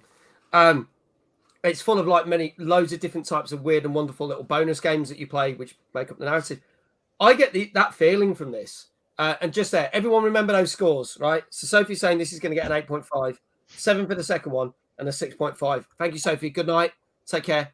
Phantom says getting Stardew Valley vibes. That's definitely something there. Ancient says Fixfox, more like Shitfox. Like in the colour palette. DeadSec, how you doing? If you play Undertale, I will keg you. Probably going to happen anyway. Undertale is brilliant, but I feel this game is trying to be a bit too much like it. Or maybe it's like the last game we talked about, where it could be a bit of a clone. We shall see. I'll start with you, Trift and Flip, on this one. What are your thoughts on this one? I didn't hear anything about it. I watched the trailer earlier on. Seems okay. Easy game to pick up and play. The graphics, the 8-bit style graphics are nice. It seems very quirky. The way you fix things with plasters, bananas, as you've seen in the trailer. It's got nice little mini games, little puzzles to do. It seems like a grand, easy pick up and play game. It's nothing too hectic, or you just want something quietly to play and sit there, pass time. Yeah. Seems like a decent enough game, yeah. Yeah. I share that same exact. I'll go with that. Dave? Yeah, it looks like a fairly chill game. If you want something a bit more relaxing. Yeah. If you're getting battered by a boss on Elden Ring too many times, go on this to relax, I guess. It looks okay. You know, it's another retro style graphics one. Yeah, the graphics are okay. I can't say I'm particularly wild on them, but you know, it looks like it's got a nice little sort of planet to zoom around on, finding things that are broken, find any sort of random things to fix them with. It's not like you got to use proper tools. I mean, you use the banana in one of the examples there, and then once you fix things, you'll get given some nice food to eat by I think it's like robots who live on the planet. Give you some food to eat, and you just click on it and eat it. There you go. Even though not much to it, I would say. Okay. Ancient saying 8. Crypt is saying a 6. We know that Sophie has gone for an 8.5. Get your scores in chat, folks. Let us know what you think that Fixfox got out of 10 on average reviews. Phantom is saying an 8 as well. Up C, down C is saying 7. Big Jesse saying an 8. Trift and Flip, we'll start with you. I'm gonna go with. I go with an 8. Okay. I go with an 8. I think it's. Go with an 8. Solid 8. Becca is going to go with Dave. Surprise, surprise. So Dave, what say you? I'll try a 7.5. Try a 7.5. Okie dokie. Any more guesses for this? This is Fixfox, which came out last Thursday on PC. Get your scores in. You have literally got a couple of seconds left. But yeah, some people liking the look of this in chat, I have to say. It's making them think of other games. I think it looks all right. I would give this a go if it came to console. I might even give it a go on PC. Who knows? So let's see. I can tell you this got a 7.5. Cool. So there you go. So firstly, because she's copying you, Dave, Becca gets a shout out. She's almost on a winning streak. You nearly got all of them right, haven't you? Almost. I've got 2 wrong. You got 2 wrong. So there you go. Mm-hmm. Oh, thank you, Ancient. Who else said 7.5? I don't think anyone else did. Everyone else was close. We've got either 6s or 7s or 8s. Dave's cheating again. No, he ain't, because he got 2 wrong. So if he got them all right, then I might say he's been reading got a camera in the studio and looking at my notebook. Oh, shit. Screenshot that. You might get the last 2 right. There you go. So there you go. Fixfox gets a 7.5. Now, as if it wasn't bad enough in the first place, this game has gone on to be now even more bug-breaking for PlayStation 5 owners. This game has not only pissed off people when it was basically made people grind it for nearly a year, and then it turned up on Game Pass, and then you could just pay to get all the content, which pissed off all the PlayStation people that were playing it for ages. But it's gone even further. You can now actually play the game to your heart's content until you get to a bug that you can't go any further with it. And then the only way to continue the game is wipe all your save progress. So lose it all. We are talking about Marvel's Avengers, people. This is the latest in the fuck-ups on this game, which it got very average reviews when it came out. Has not sold well since it came out nearly 2 years ago. It's coming up to 2 years, believe it or not. And has just now managed to just go absolutely to shit. They have stated they are working on a thing to beat the glitch. So, DeadSec, if you beat the glitch, you need to go and send a thing to Square. Was it Square Enix who made this? Sure. Do we know? I can't remember. Was it Square Yeah, Enix? it was a Square Enix. Was it Square Enix? Yeah. You might have to send him and tell him how to fix it because apparently they're still trying to figure it out. He's like, oh, fuck's sake, Marvel. I know. Not going to lie. I mostly like the voice actors in it. I played it a little bit. Didn't grab me. I think Guardians of the Galaxy is a far better game, but there you go. Yes, it was. Laughing my ass off, but there you go. Yeah. Did Dave get... Yes, you did. You got 2 shout-outs, Becca. Well done. So, yeah, imagine this. A game that's already been out nearly 2 years. You've pissed off a lot of people because the game's not good in the first place. Then you piss off more people because it on Game Pass, and then they put basically a paying wall on it. So all the people that ground it for a year, they're now playing against people who just went, here's 50 quid, I can't be arsed. Let's unlock everything. And now this. I mean, oh, did you have the email? You've had the email already. What have they said? Can you type? Are you allowed to copy and paste it in and say what they said? Because when I checked, it was 2 days ago. 2 days ago, and they still not fixed it. Was the last I checked. Ancient says they had one fecking job. And true, you're not allowed. Meanie. But there you go. I'd like to see what they said. There's probably an official statement. If someone wants to Google, they should have put an official statement out by now. So go and have a look. See if we can find us a statement. If Sophie was still here, she would be tapping away for us. Bless her. I'm surprised anyone's still playing it. There's better games out there. I know. Guys, your thoughts on it? Well, I don't know what the bug is, but yeah, who knows? It could be a perfectly good reason why they missed it. You know, it could be rare-ish that it happens. So it's some combination of things occur that just simply didn't happen when they were testing it, because they'll have limited numbers of testers, but once it's out in the wild, you've then got millions of people playing it, doing millions of different combinations of things. So things can get missed. It's always going to happen. It's unfortunate if it's a sort of bug that will screw up your progress. It might force you to lose, hundreds of hours, tens of hours, whatever of progress. And that's the sort of thing. You just stop playing the game. You wouldn't start again. Especially this sort of live service game, you've had to grind to level up. Why would you bother? You'd play it again. You'd fuck it off. Something else. That'd be what I'd do. I'd just leave it. Then come back to it again. Hello, Diva. How you doing? Welcome. Good to see you. Trift, what do you reckon? Yeah, I'd be saying like if it's not fixed again, I got up so far. Imagine if I was playing Elden Ring and something came up and I got to whatever level I am now, and then something fucked up. I wouldn't start over. Oh yeah, it would be absolutely. If the game was good, maybe, but with the game not being good, why would you bother? That's the thing. It's such an average game. It's just going to be like, I can't be asked. Yeah. I couldn't be asked if that happened to me. I think I'd be the same with Cyberpunk. I was very average about Cyberpunk, and I think if there was a bug that had stopped me halfway through, I would have just gone done. But if it had been like, experienced this, if it had been a game that I was so invested in and loved every minute, I go, do you know what? I don't mind doing that, but it's not. So yeah, hopefully we'll see. Hopefully they fixed it. We'll have to see what happens. But I don't know. DeadSec's not letting on, but if you can get a thing from a website, maybe to put the statement out there, if he would kindly do that, if he's allowed to do that, that'd be nice.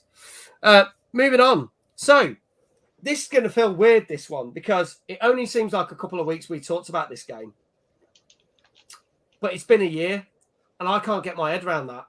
So me and Dave talked about this game a year ago, and it's a game that was always a PlayStation exclusive, and it's made by PlayStation until last year when it finally made its debut on Xbox, and then a few months later ended up on Xbox Game Pass.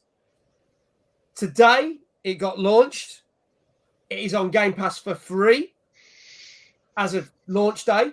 It's on PlayStation as well, but it's made, they've took it one step further. For the first time ever, it's landed on Nintendo Switch. What game am I talking about? Well, you might not be that hyped for it, but if you love your baseball, You might be. This is MLB The Show 2022. Here we go.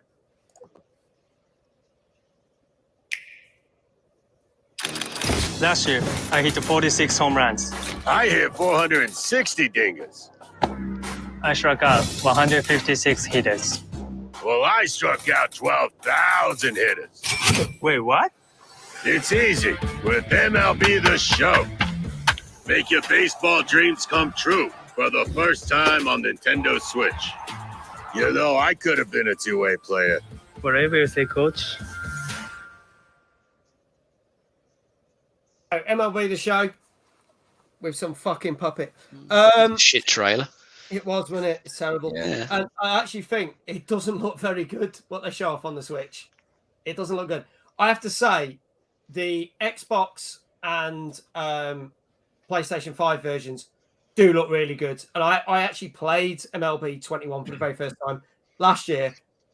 I have to say I enjoyed it. I'm not a baseball fan, but I gave it a whirl. I played it for a couple of hours. I thought it was decent.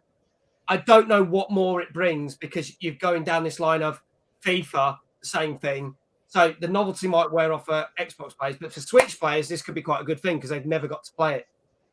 It's a bit of a weird one, really. But, you know, if you're a big fan of baseball and they update the things, they update the teams, there's a story mode in there. I know I played that on the last one.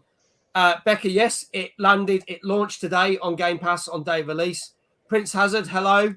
It's almost like the three guys on the couch, but with a guy in a puppet. It's just like that fucking NHL trailer we had last year, which showed no gameplay. At least they showed at least 10 seconds of gameplay. Discord says, meh, I'd rather play with my own balls and a bat than play with this. Prince, why are you in pain, dude? Tell me. Oh, you went to the hospital, didn't you? For your operation, I think, if I got that right, because you got postponed, if I got that right, from my ever so bad creaky old man memory. But there you go. Yeah, on Monday. Hope you're feeling better, mate. Hope it goes well. Rest up. Take it easy. Sending lots of love from us. You have to go every 3 weeks. That's right. Every 3 weeks. You just reminded me. Sorry. Lots of people throw things at me in chat, and I can't always remember everything, so my apologies. The only thing I remember is NerdCon. There you go. So there you go. Dave, I'll start with you. 2022 version of this game, and now it's on its third console. Do we think it's going to be any good? It depends what you think of the sport. I've never had any interest in baseball, so I'm not going to be going anywhere near it. But I'm guessing if it's anything like the sports series that are around, it'll just be a bit of an iteration. They'll improve on various things. So you got the career modes, you can have your multiplayer modes, your quit modes and stuff like that. They've probably just added improvements to those. It would have improved the animations that are in the game. From some gameplay I saw earlier, the animations did look pretty good in the characters. And the only thing they say they still really need to work on is like the characters' faces and the eyes. They look fairly dead-eyed a lot of times. So they could do with improving that just to get the better looking feel. But it looks like it's going with the pretty authentic stuff. It's going to have all the teams in there, all the the player names that people know. I wouldn't recognise any of them, so I don't watch it at all. But I don't know. I guess it's probably going to be a reasonable scorer. Mm-hmm. I have to say, from the basic, I mean, I've not played this one because it literally came out today. From the basis of the couple of hours that I played on the last one last year, I was quite suitably impressed from MLB 21. I can't lie. I was expecting it to be a load of old shite, and I enjoyed my time playing that. And I think they've added cross-play into this one as well, which is the first time, which is good for all the other console people. This is even better. This is a good thing. I'm glad you mentioned that because you remind me of something.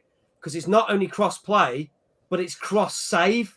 Mm-hmm. So if you're playing it on PlayStation and save your game and then go on holiday and take your Nintendo Switch, you can carry on straight from where you're on your Nintendo Switch. And then you go around your mate's house, put it on the Xbox, take your save with you, play it on the Xbox, which that is great, I think. And there should be more games like that. So for that, I tip its hat off to it.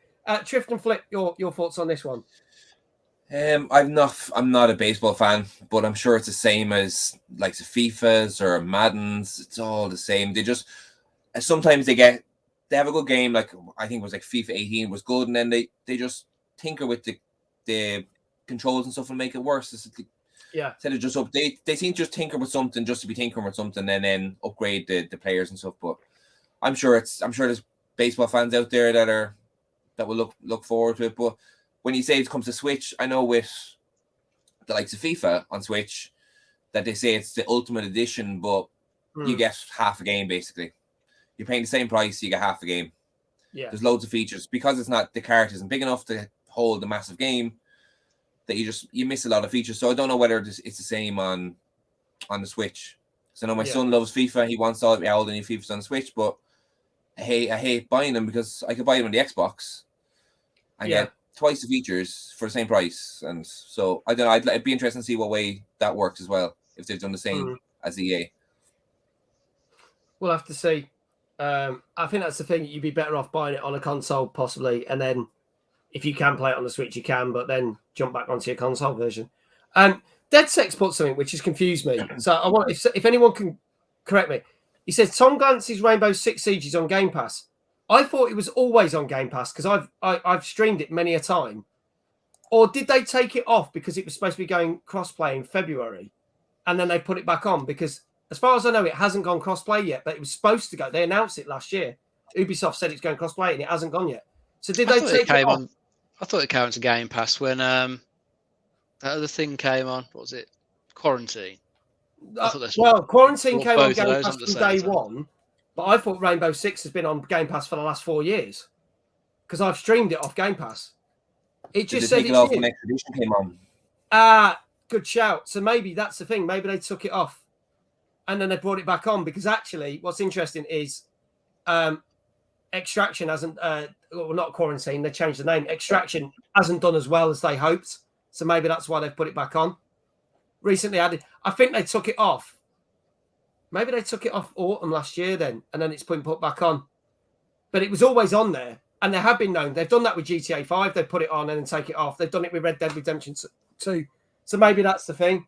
Because that's what was confusing me, because I played with Diva a number of times on this channel with this, because I know she loves playing it. And it was there, but then they've put it back on. Well, there you go. More reason to play the game with Diva again if she's still there. So there you go. So what do we think that MLB The Show scored? Get your scores in now. Got to say 6 plus 1.5 for the game, so it's a 7.5. 6.5 says Cryptic. 7.5 from C. 7 from Prince. 6 from Ancient. Dave, what do you say? Because that's what Becca's going with. I'll go for a 7.5. Going for a 7.5. Okie dokie. And Trift and Flip? I think it's going to... All these games seem to score pretty high enough. I'm going to go 8.5. Okay. What's interesting is both of you are about a 0.5 away because it got an 8 out of 10. So there you go. Did anybody say 8? I don't think anybody said 8. Dave, the man for tonight, well, he was. But he was only 0.5 off. So was Daryl. So not far off at all. Nobody said an 8. Nobody said an 8 as far as I can see. Dead Set comes in with an 8. Do you know what? You're too late, but do you know what? Sodja, I'm going to give you a shout out anyway, even though you put it in like 5 minutes after we said it. There you go. You can have a shout out. We don't want you feeling left out. There you go. There you go. So, more things have talked about games being delayed and not happening and other things. Magic, there you go. I wonder how you work that, Dead Set. I wonder. Now, you may remember, if you tune into the show a lot, there was rumours about a game called Abandoned. Nobody knew much about it, except they dropped a trailer and everyone went, oh, it's the next Silent Hill, or, oh, yeah, fucking hell, I got his name wrong. Hideo Kojima, yeah, no, nearly there. Got it. It's his new game. It's his new game. And I went, no, this is a completely independent game, but they were hinting at stuff. Well, what's weird is people noticed that Abandon has stopped tweeting stuff. There was supposed to be a game demo out by now, which has never surfaced. And people kind of went, oh, shit, has Abandoned been abandoned? Because we've never seen any proper gameplay. Dave probably remembers the trailer. We just saw nice pictures of woods and someone walking and some shadows and some stuff. And it was like, well, this looks pretty, but what is it? It has not been axed. They have said they've had to go away and focus on more things. It's still in the works, but they did delete certain tweets of things that they've said previously that was going to be in the game, which makes you think they're gone back and redeveloping it. So that's interesting. Sometimes people leave the tweets up and they go, yeah, it's delayed. We'll get it out to you. But they've deleted. So now the thing about the demo, going to be there, gone. About certain aspects of the game, gone. Bit of an intriguing one. But as far as we know, abandon hasn't been abandoned. Guys, your thoughts on this? I think the guy was sort of saying his reason for deleting the tweets was because it was just old information. Now things have been changed, and don't you just keep the Twitter feed with the current information up.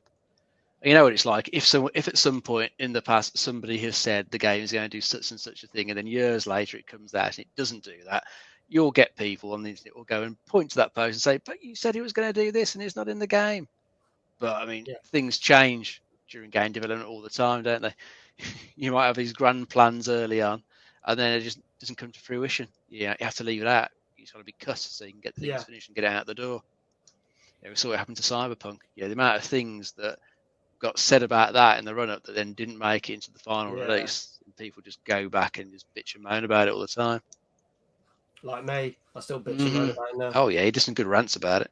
It's great. I love a good rant, especially about Cyberpunk. Hello to Classic Swayze. Thank you for tuning in. It says, love the gaming chat. Always good to see you, my friend. Great to see you. They've changed the Sea of Thieves log on Xbox, have they? Oh, I'd like to see that. Was that in the update? I noticed they did some other things as well. I'll have a look at that later. Tell me what it is that they've changed. As Becca said, well, if they can make it a lot better than they was working on it, then that's always a bonus.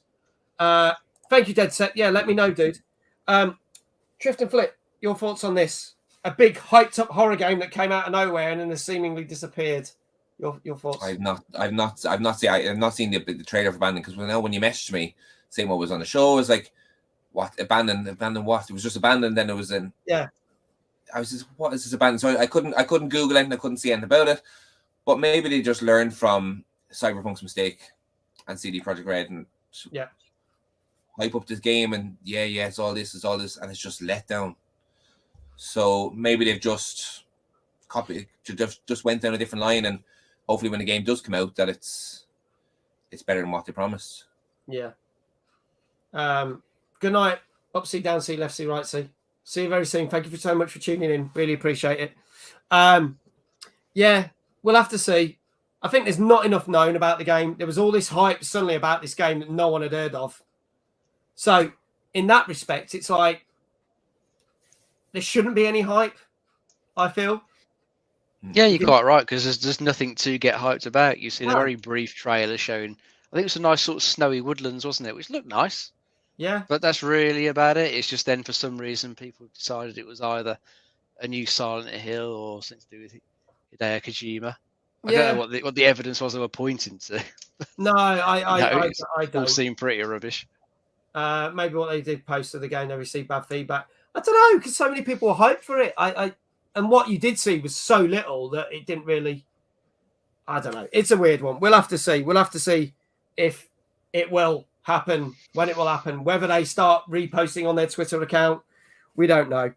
Anyway, our last game of tonight, but certainly not the end of the show. This came out last Friday. This is on PC and Switch as well. What happens when you get an indie developer that creates a game but isn't sure what the game needs to be, and actually, while you're playing the game, starts messing around with the game? Does that sound strange? Because if it does, then this trailer is going to be right up your street. Here we go. This is Terrorbane.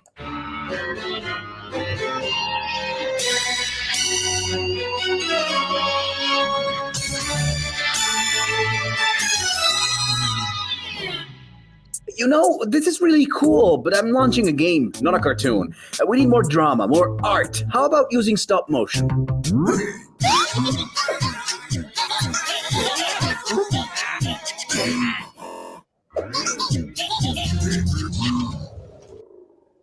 Yeah, that's definitely too much art.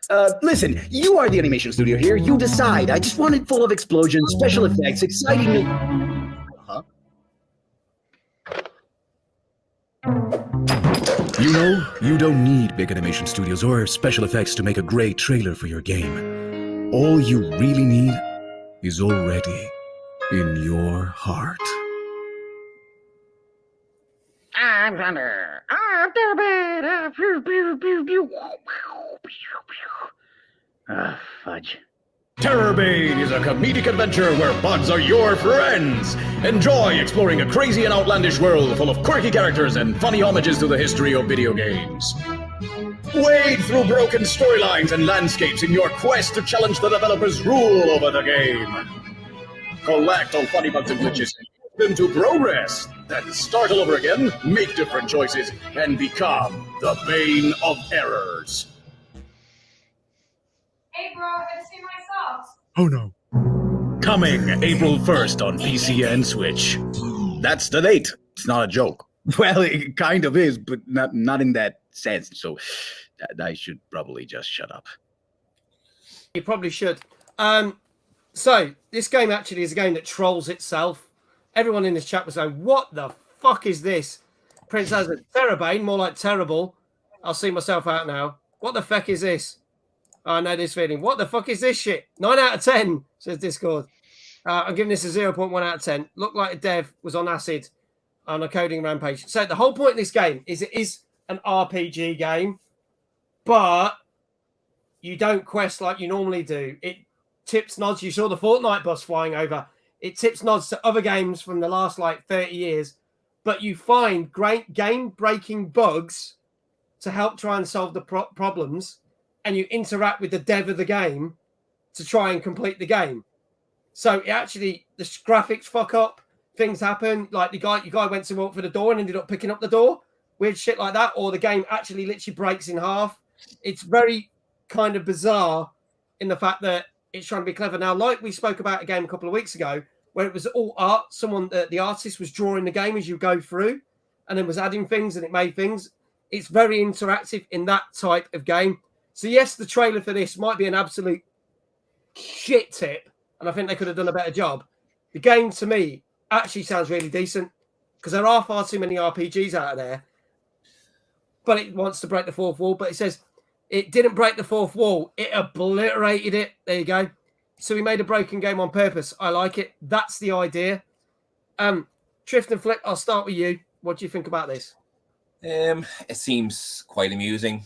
Again, the 2D graphics, it's like an old RPG, sort of Final Fantasy sort of thing from back in the day, but it's sort of mixed between maybe game dev sim, or those sort of top-down sim games. You have that mixed with an RPG, and it sort of combine the two of them together.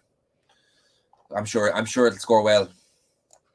Nice, pick up, easy play, fun game. You don't know what you're getting, but I'm sure it'll score well. Fingers crossed. I mean, Prince's RPG should stand for really poo game, but you don't know.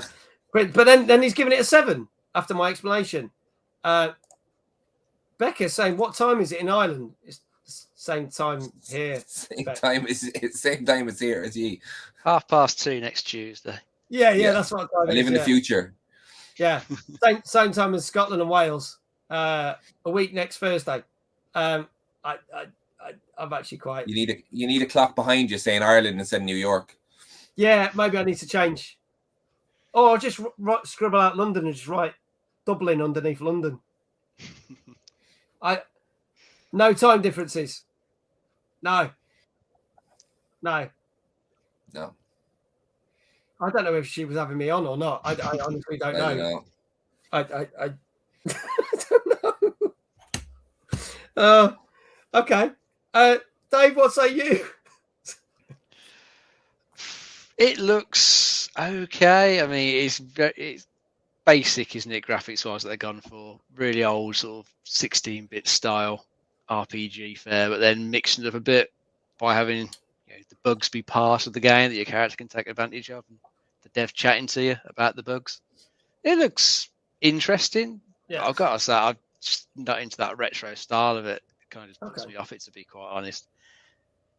I think it's been getting a reasonable write-up though. So probably if you can get past the graphics, you're probably going to find a fairly decent game there. But that trailer didn't really sell it that well, I don't think, did it? I think they could have done a better trailer, to be honest. Definitely. I don't think it really got across quite what it's doing in the time that it had there. There you go. Not one that I'm interested in. No. Becca was saying, I was being genuine. I'm so blonde. She burst out laughing. Bless you, Becca. Becca says, I'll be an hour ahead when I'm in Disney. Going to stream from there. He's going to do a stream from Disney. The only time difference the Irish have is when they start drinking in the day. I get nothing but abuse. In my streams, nothing but abuse. On Discord, nothing but abuse. Instagram, nothing but abuse. If it's not potato jokes, it's leprechaun jokes or drinking jokes. But look. And you seem to get abuse from your own friends because some of your friends have been Yeah, exactly. Can't win. Stu probably gets mentioned, yeah. Fucking hell. Well, Becca's saying, I'm going with Dave's score. Becca says she loves your Irish accent, though. So there you go. Thank you. There you go. You got one fan here, as well as me and Dave. Got 3 fans at least. So there you go. Right. So, what do we reckon this got? Trift and Flick, I'll start with you. I'm gonna go 7.5. 7.5. Ancient's gone for a 7. Get your scores in, people. Some people will put some other scores. Ancient said 8. Oh, he's changed his score. Prince said 7. Anyone else want to give a score? Phantom says 8. And Phantom also says, my American friends sometimes take the piss out of me. Don't know what about. Is it the English accent, maybe? I don't know. Big Jesse says a 7. Dave, what say you? I'm going to go for an 8. Okay. Well, I can tell you, if anyone else puts anything in the next few seconds, no one's got this right. This is, believe it or not, our highest scoring game of the night. 9. With an 8.5. An Ancient Really? trying to come in with a 9 and still a 17. Yeah, got 17 out of 10. That's the one. Got an 8.5, ladies and gentlemen. Terrorbane on the Switch and PC. So there you go. So just so you know, the 7 games we looked at tonight were Weird West, which got a 7 out of 10 out last Thursday for Xbox One, PS4, PC. Lego Star Wars Skywalker Saga, 8 out of 10 on all the Xboxes, all the PlayStations, PC, and Switch out today. Death Stranding, a director's cut, got an 8 out of 10 out last Wednesday on PC. Coromon, the Pokemon ripoff, out on PC and Switch, came out last Thursday, 7.5. Fixfox, also out last Thursday on PC, 7.5.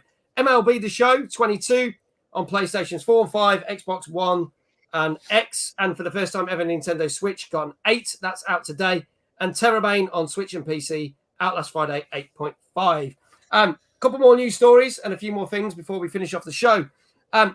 Dave mentioning the Halo TV series, which I've not got a chance to watch. For seeing someone that doesn't like Halo, I actually still want to watch it. They've actually stated that it's going to help bridge the gap for non-Halo fans to the games, which is good. But they've also stated, coming very soon, there's going to be content from the TV show coming to Halo Infinite, which is kind of cool little crossover. I don't know how they're going to do that. Their next second season for Halo starts on May the 3rd. So maybe they're going to drop it in there with the second season. Dave, being a Halo fan, what do you reckon? And what do you reckon to the TV series? I'm a bit meh about the series at the moment. After the first 2 episodes, I'd give it like a 6 out of 10 so far. I think it'd be interesting to get the opinion of somebody who's never seen anything to do with Halo and just goes into it as a sci-fi show to see what they think. Yeah. But you know, I've been playing the Halo games for it's probably like 2 decades or something like that.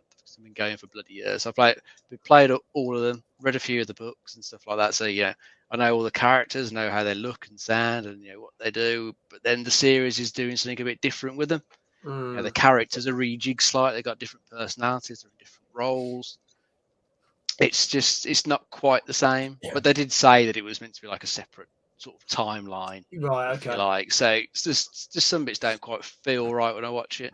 It's like when I saw how they designed the elites, I thought they looked a bit too sort of big and stocky in their design. Right. They're usually a bit sort of thinner and more agile.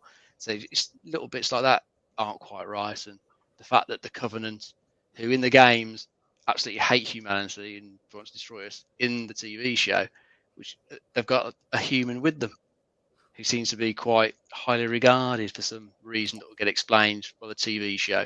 Because Because they probably have a story reason for having the human in, but really it's going to be for budgetary reasons, so they can save some money by having somebody from the Covenant in a scene and not having to do loads of animation. So I'm sure that's why they've done it. But it just doesn't really feel that great at the moment. Okay. The fact that Chief takes his helmet off quite early on, you kind of think, really? Well, for that then, really, isn't it? Yeah, because it never does in the games, because obviously you're meant to project yourself as Chief in the game. So the fact that he takes his helmet off quite quick, it then, to me, stops feeling like Halo, because it's not Master Chief anymore, it's just some guy in some armour. So I'm very meh about it. Okay. I'll carry on with it, give it a few more episodes, but it's not lighting up your world. No. Okay. Trift and Flip, have you seen any of the show or played any of Halo? I haven't seen any show, and I'm the same as you. I'm not a big Halo fan. Like I collect them, but I've not played them. Okay. They do nice collector's editions. I pick up the games, but when I get them cheap, but I haven't watched them. Mate, I need something to watch tonight, so I might start. I finished Jackass and I finished a new Scream movie, so I need something to watch. So nice. Okay. Nice. I want to see both of them. So if I can get a good stream of it, I might start that. So okay. All right. Well, tell you what, let's talk about something that I know both of you have played. Elden Ring. We were talking about it at the start of the show. Some interesting things. There's been 3 different runs of this game. Someone has managed to do a whole playthrough so far, not getting any damage. I kid you not, right? Someone has managed to do a whole playthrough by not inflicting any direct damage onto any of the enemies. They found different ways so that they get damage, but it's not directly from them, and completed the game.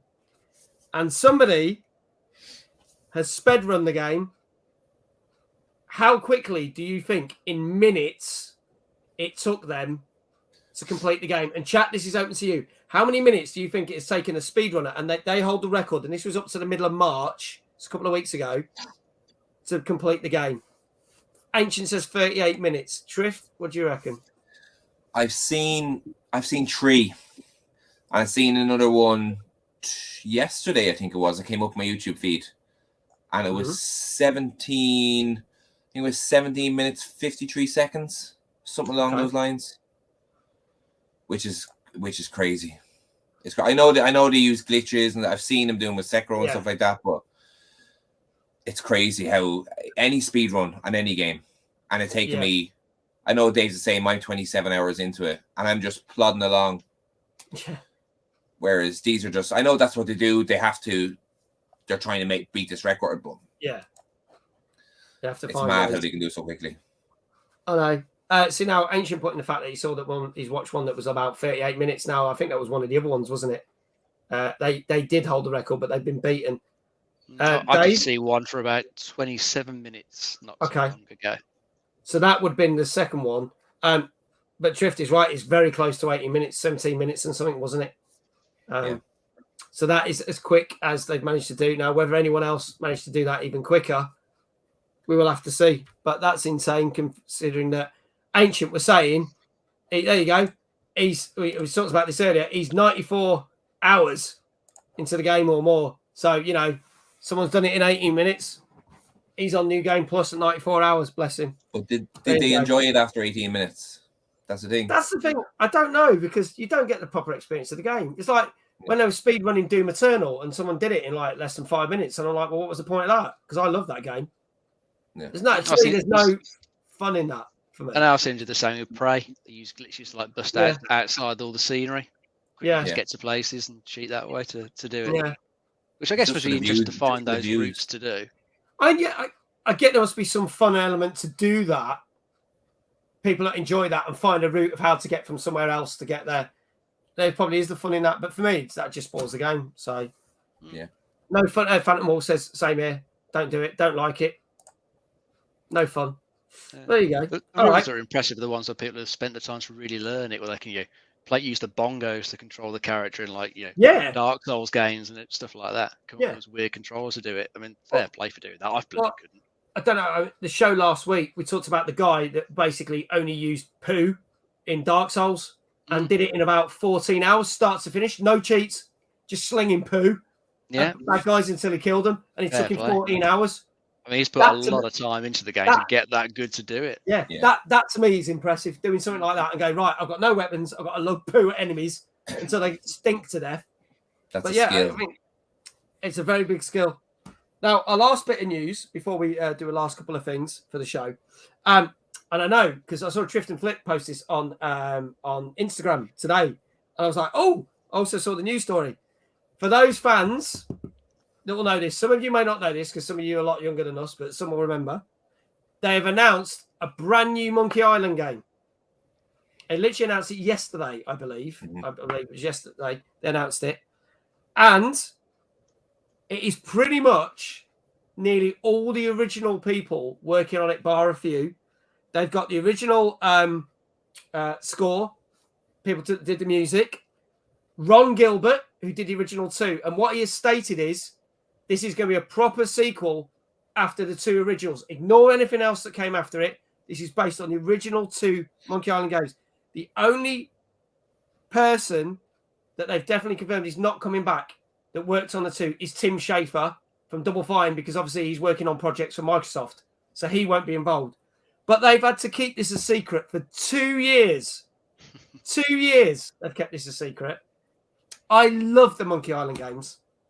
In fact, they even played them in the school that Dave and me went to, and Dave probably remembers that. They had them on a PC that had a yellow screen. Do you remember that? Oh, I do. I actually love the games. They were awesome. Absolutely brilliant. Absolutely brilliant. Trift, I know you're a bit of a fan, so do you want to tell us how excited you are? Upsy asked me, he put a comment up on Instagram yesterday, if you were on a desert island, what game would you bring? It was actually 2 days ago, I think he put it up. Yeah. And I actually put up Monkey Island.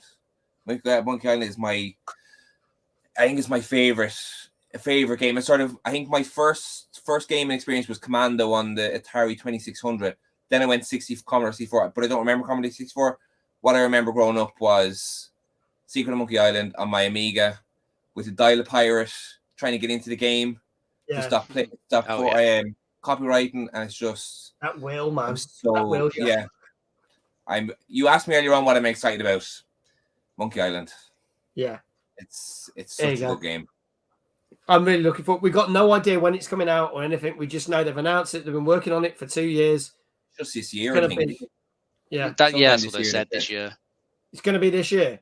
Yeah, they said 2022. Wow. Okay, did not realise that. That's awesome. There's one thing though. At the end of Secret of Monkey Island, they ask, Guybrush asks Elaine, has he learned anything from his adventures? And he says that a game, you shouldn't pay more than 20 bucks for a game, but I think this is going to be more expensive than 20 bucks. So that I wonder will Ron Gilbert charge that much for it. So I wonder whether they might put a joke in there and going, well, okay, so we had to pay more money for this, but we yeah. But yeah, I think that's really good. Ancient's really happy about this. He's very happy about this. What was it? If you like that, you'll like Deathloop. I think they're talking about other games anyway. But there you go.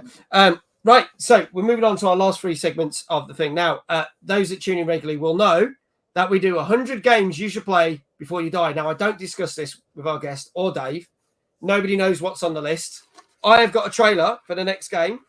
To recap, the deal is, if the majority of the chat and us on screen have, you don't have to apologise, Prince. That's what the chat's for. Chat's there for. Go, chat. We've had so far games. If the majority of the people have played it, it gets scratched off this. Eventually, if we get through all 100 games, it'll be framed on the wall behind us. We have had Tetris, Angry Birds, Call of Duty 4, Modern Warfare, Another World, Far Cry 3, Asteroids, Batman and Arkham Asylum, and last year was Battlefield Bad Company. What does tonight bring? Have any of you played this? Let's have a look at the trailer and we'll find out. Here goes.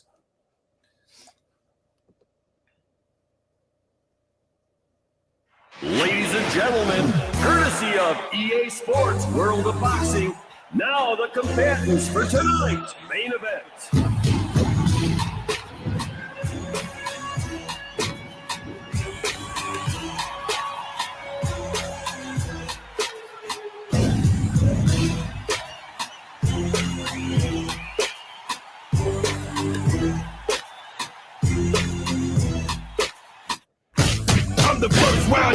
pistol. They hit the pistol. I'm that full-grown pit bull that lock and shake it. All twisted 50 out the on the gun. I'm top notch with 5 hot lyrics. Well, Richard Downey, 706 on that gun. 391, Augusta sucker buster, 94 something. Last player hit me and talk about what I do later. I ain't been the same since I stepped.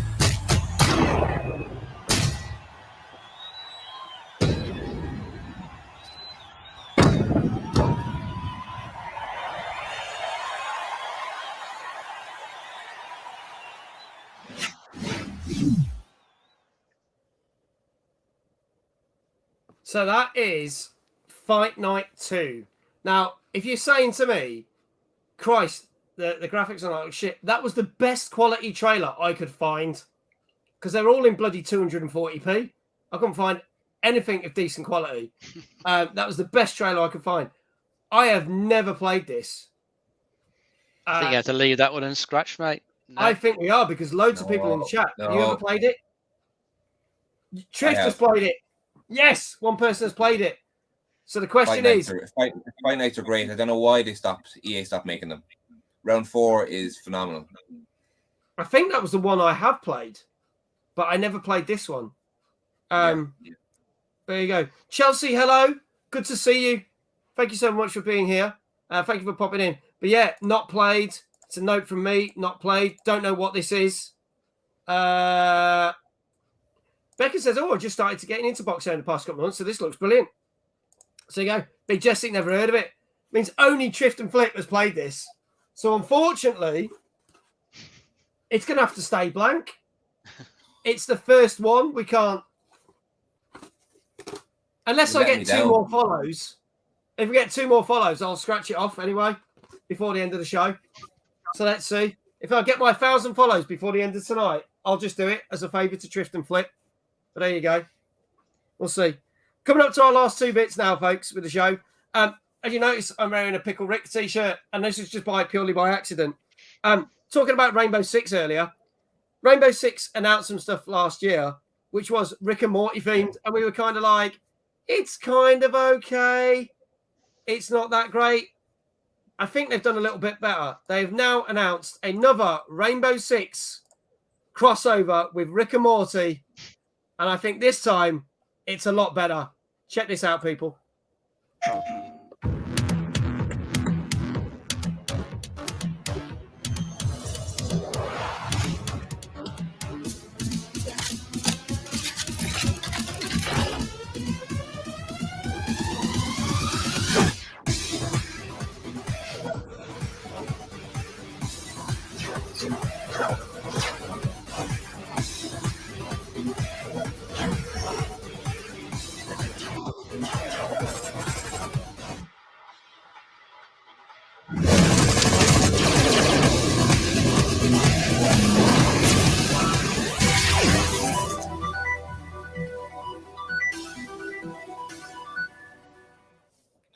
I think they've done a far better job this time, because last time it was just little things like a Pickle Rick gun and a thing and a rat. It didn't quite suit, but they've actually done a Rick and Morty. And yes, the characters are wearing helmets. I think they've done a good job with that this time round. I think this is a lot better. What do you guys think? I think getting killed by Rick and Morty might be a lot of fun. Definitely. Hell yeah, Pickle Rick. Like the masks. I will have this. I need this game in my life. Happily paid for this. That's it. So you something I don't like paying for games. The models look good. Well, this is free. It's back on. It's back on Game Pass now, as Dead said earlier. But I guess you would have to either unlock or pay or whatever to get those characters. But Christ, I'd probably do that. I didn't manage to get my Rick Sanchez in Fortnite because I didn't play Fortnite. But this might be the closest I'll get to it because I do play Rainbow Six. Dave?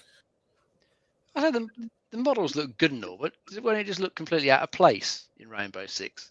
It looks completely out of place. It's Fortnite, mate. It looks weird. Anything goes in Fortnite. There doesn't have to go any franchise gets thrown into that. It doesn't matter. But considering Rainbow Six season to be more of a serious SWAT versus terrorist game, it just looks completely out of place to me. Yeah. They look good, but it just looks like we're completely out of place in the game. It's a bit nuts. I don't understand some of these crossovers they do. Yeah. I Just think it's cool, better doesn't than it? It'll last fit with the game. Yeah, but then they've had rainbows and things in Rainbow Six, like unicorns and shit. So anything Oh, seems have to they? go with I don't that now. follow it. Yeah, it's bizarre. But there you go. So that's that. And our final clip for tonight. Now, I was going to do a whole segment on some of the best April Fool's jokes in games, but to be honest, there was a few, but nothing that great. A couple honourable mentions: the giant chicken mode in PUBG that was coming to PUBG, where you would be chased by a giant chicken instead of that wall of light that closes down. It's quite funny. Also, the fact that a major gaming company had released a new video box, which was the retro video box. So if you're going to do retro video games, there's no HDMI on it. It's got a SCART lead on the back of it. I was like, yeah, you don't need that. But yeah, that trolled loads of people. It was really cool that they put this whole advert out. It probably one of the weirdest ones, but I think there's something to look into. This is there's a certain game that has had lots of DLCs out, but we haven't heard anything for a while. It is probably one of there's more games out there that are probably weirder than this, but when it came out, it was very strange. And they decided to announce this on April Fool's. But people are starting to say, yes, we know this is an April Fool's joke, but maybe they're hinting to actually bringing out another part of this game, finally, after all these years. So, ladies and gents, I give to you, and again, Dave and Trift do not know about this, Goat Simulator, the musical motion picture. Here we go, folks.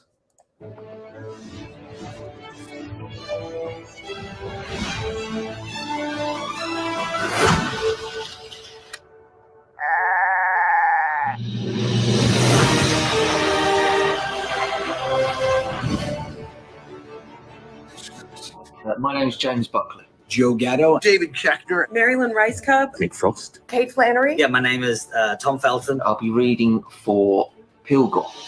Bah. Bah. Read it again. Bah. One more. Bah. Can I just get in tune? That's too sheepy. Sorry. There we are. Bah. Bah. Bah. Bah. Bah. Bah. Line.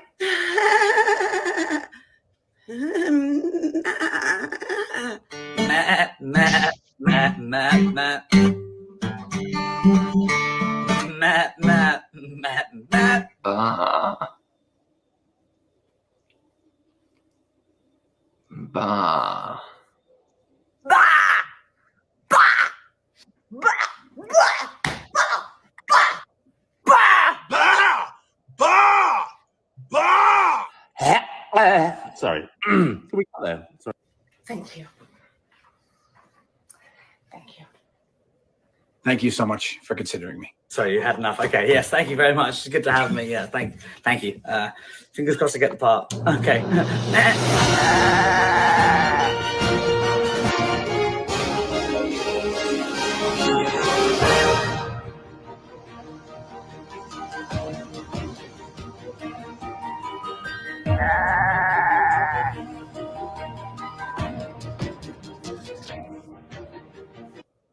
There you go. Goat Simulator Musical. Probably not coming to a theatre near you. But if you go on the website, it does state that they might be working on something. So I wonder if there is going to be some weird new DLC. Because let's face it, Goat Simulator did Goat Z, which was a piss take on DayZ. It did the Goat MMORPG, which basically took the piss out of many RPGs. They did Payday, Goat Simulator. And then they did Goat Simulator Waste of Space, where basically it was taking the piss out of Alien, Star Trek, and all the other things. So it wouldn't surprise me if they start doing stuff to do with musicals. Did you guys see any other interesting April Fool's jokes out there? Oh, the only other one I saw was one of the computer shops that I sometimes buy stuff from, Overclockers, sent out an email saying you could buy loads of retro beige like PC cases and keyboards and mice, to bring like the 90s beige look back to all your PCs. Oh dear. There's a few out there. I still think the one about the fact that you can get the retro thing that had a SCART port on it, and people thought it was real. I thought that was hilarious because it was like, nice. Yeah, I thought that was clever. But there you go. There you go, folks. That's it for our show this week. Thank you so much. I'm going to do this because I've got to do the plug. As already said, folks, NerdCon tickets are on sale now. If you want to find out more, exclamation NerdCon in the chat, which I'm going to do now. A one-day gaming event, 9 a.m. till 9 p.m. on the 17th of August. Europe's largest arcade club. Over 300 machines and consoles and other games you can play for free. If you can't make it on the day, you can buy an online ticket and watch all the stuff on the main stage, because we are doing meet and greets, seminars, debates, Q&As, game challenges, competitions, and more. More stuff to be announced over the coming weeks. We will have Brad back on the show at the end of the month to give you an update. And also, we have launched a NerdCon Facebook group. Go check in the Discord. It is in there. There's already 475 people that have joined it. And we will be doing weekly updates on a Thursday at 2:30. Brad and me will be doing a 20-minute show on Facebook Live about the show. So you'll get weekly updates as well as monthly updates on here. Tickets are there. There you go. Big Jesse had to get that in there and say, "Ooh, mass debates." Yes, I'm sure they will be. Is Dave going also? Brad put a shock face on my Facebook comment. I will find out. Are you going, Dave? Yeah, I'll come along. Why not? There you go. Dave will be on the show, hopefully. Phantom Wolf, it's the day before my birthday. Even more reasons to go. Tickets are sale. There's also VIP tickets, which will get you special things like a free lunch, priority queuing for meet and greets, priority seating for the main stage. We're also probably going to chuck some merch in somewhere. We won't tell you what that is. And we'll probably also, anyone who buys a ticket during April, and people who bought tickets last week, this includes as well, you get your VIP tickets. We'll include the free £10 ticket for you to watch it online. You can watch it on catch-up after you've been to the event. So you don't have to pay for an extra thing there. So you can actually go to the event, not watch any of the content on the main stage, play 300 machines, then go back home and watch everything you missed. Bargain. There you go. So there you go. We're doing that just for April. There you go. That's it, folks. That's it from us. I want to say a massive thank you to our guest, Trift and Flip, this evening. Thank you so much for being with us. Thanks for having us. Thank you so much. Again, we'll get you back on again sometime soon. Thank you to everyone who's been in chat and joined in and joined the discussion. Thank you to Sakura Slight for the follow, Ray Shan for the raid, Marginal Phone for the follow, Discord for the bits, Juice for the follow. Thank you so much. A couple of people that followed me earlier today, I'll give them shout-outs anyway, even though they're probably not watching. Mama Nerdy, I know Becca's mate, Mickey Bowler, thank you for that. Immortal Lemon, what a great name. Team Swift as well, thank you so much. Thank you to all. Thank you to my mods. Thank you to the Angels who run the Discord as well. Tomorrow, I'll be back with 2 streams. One at 4 o'clock, which is a game I'm really looking forward to playing because we talked about it a lot on the show last year. Death's Door, where you play the Rook. It's basically so I'm really looking forward to playing that. That's at 4 o'clock tomorrow. And tomorrow night, and this is a bit ironic because I might hit 1,000 followers hopefully by tomorrow. We are doing the 900 followers stream of Paw Patrol, and I'm going to be a potato for the majority. Peppa Pig went down when we did that in January, but we are playing Paw Patrol. So if we hit 1,000 followers while I'm doing my 900 followers stream, that will be really bizarre. That's a big thank you. So Paw Patrol as a potato, as advertised. We will be back with another TNGC next Tuesday, where our guest will be Carl Ford, who was on the show, I think, last summer. The gaming accountant, he is. He will be on our show. And as mentioned, we have other guests. Viking Wadey coming up, Up C, Down C, Left C, Right C, and Mrs. Up C, amongst other guests coming very soon. So stay tuned. That's it from us. Guys, do you want to say anything else? Apart from good night, that will do. Cool. Can I get one more shout out for Trift and Flip, please, in the chat? And we're going to do a raid. And this is what I'm going to do. I'm going to get our guests to pick a game or pick a person who we're going to raid onto. Dave, thank you as always, being my awesome co-host. Always a pleasure, mate. Lovely to have you back. Just going to wait for this to load. Fucking thing. Here we go. It loads. Don't know why. Ever since it did an update, it's been slow. I'm all right. Here we go. This is how I'm going to do this. I'm going to do this like I did last night with the D&D.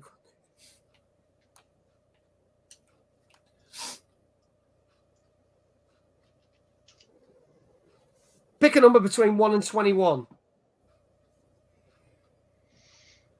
Who's picking? Trift, you are. 13. 13. Okay. Ha! No way. We're going to raid the same person that we raided last night. And they were something like 28 last night. This is totally random. I'll give you the choice. Do you want to raid the same person or should we raid someone else? Does this person need the raid, or is there other people there that might need the raid a bit more? Well, they've got 6 people watching.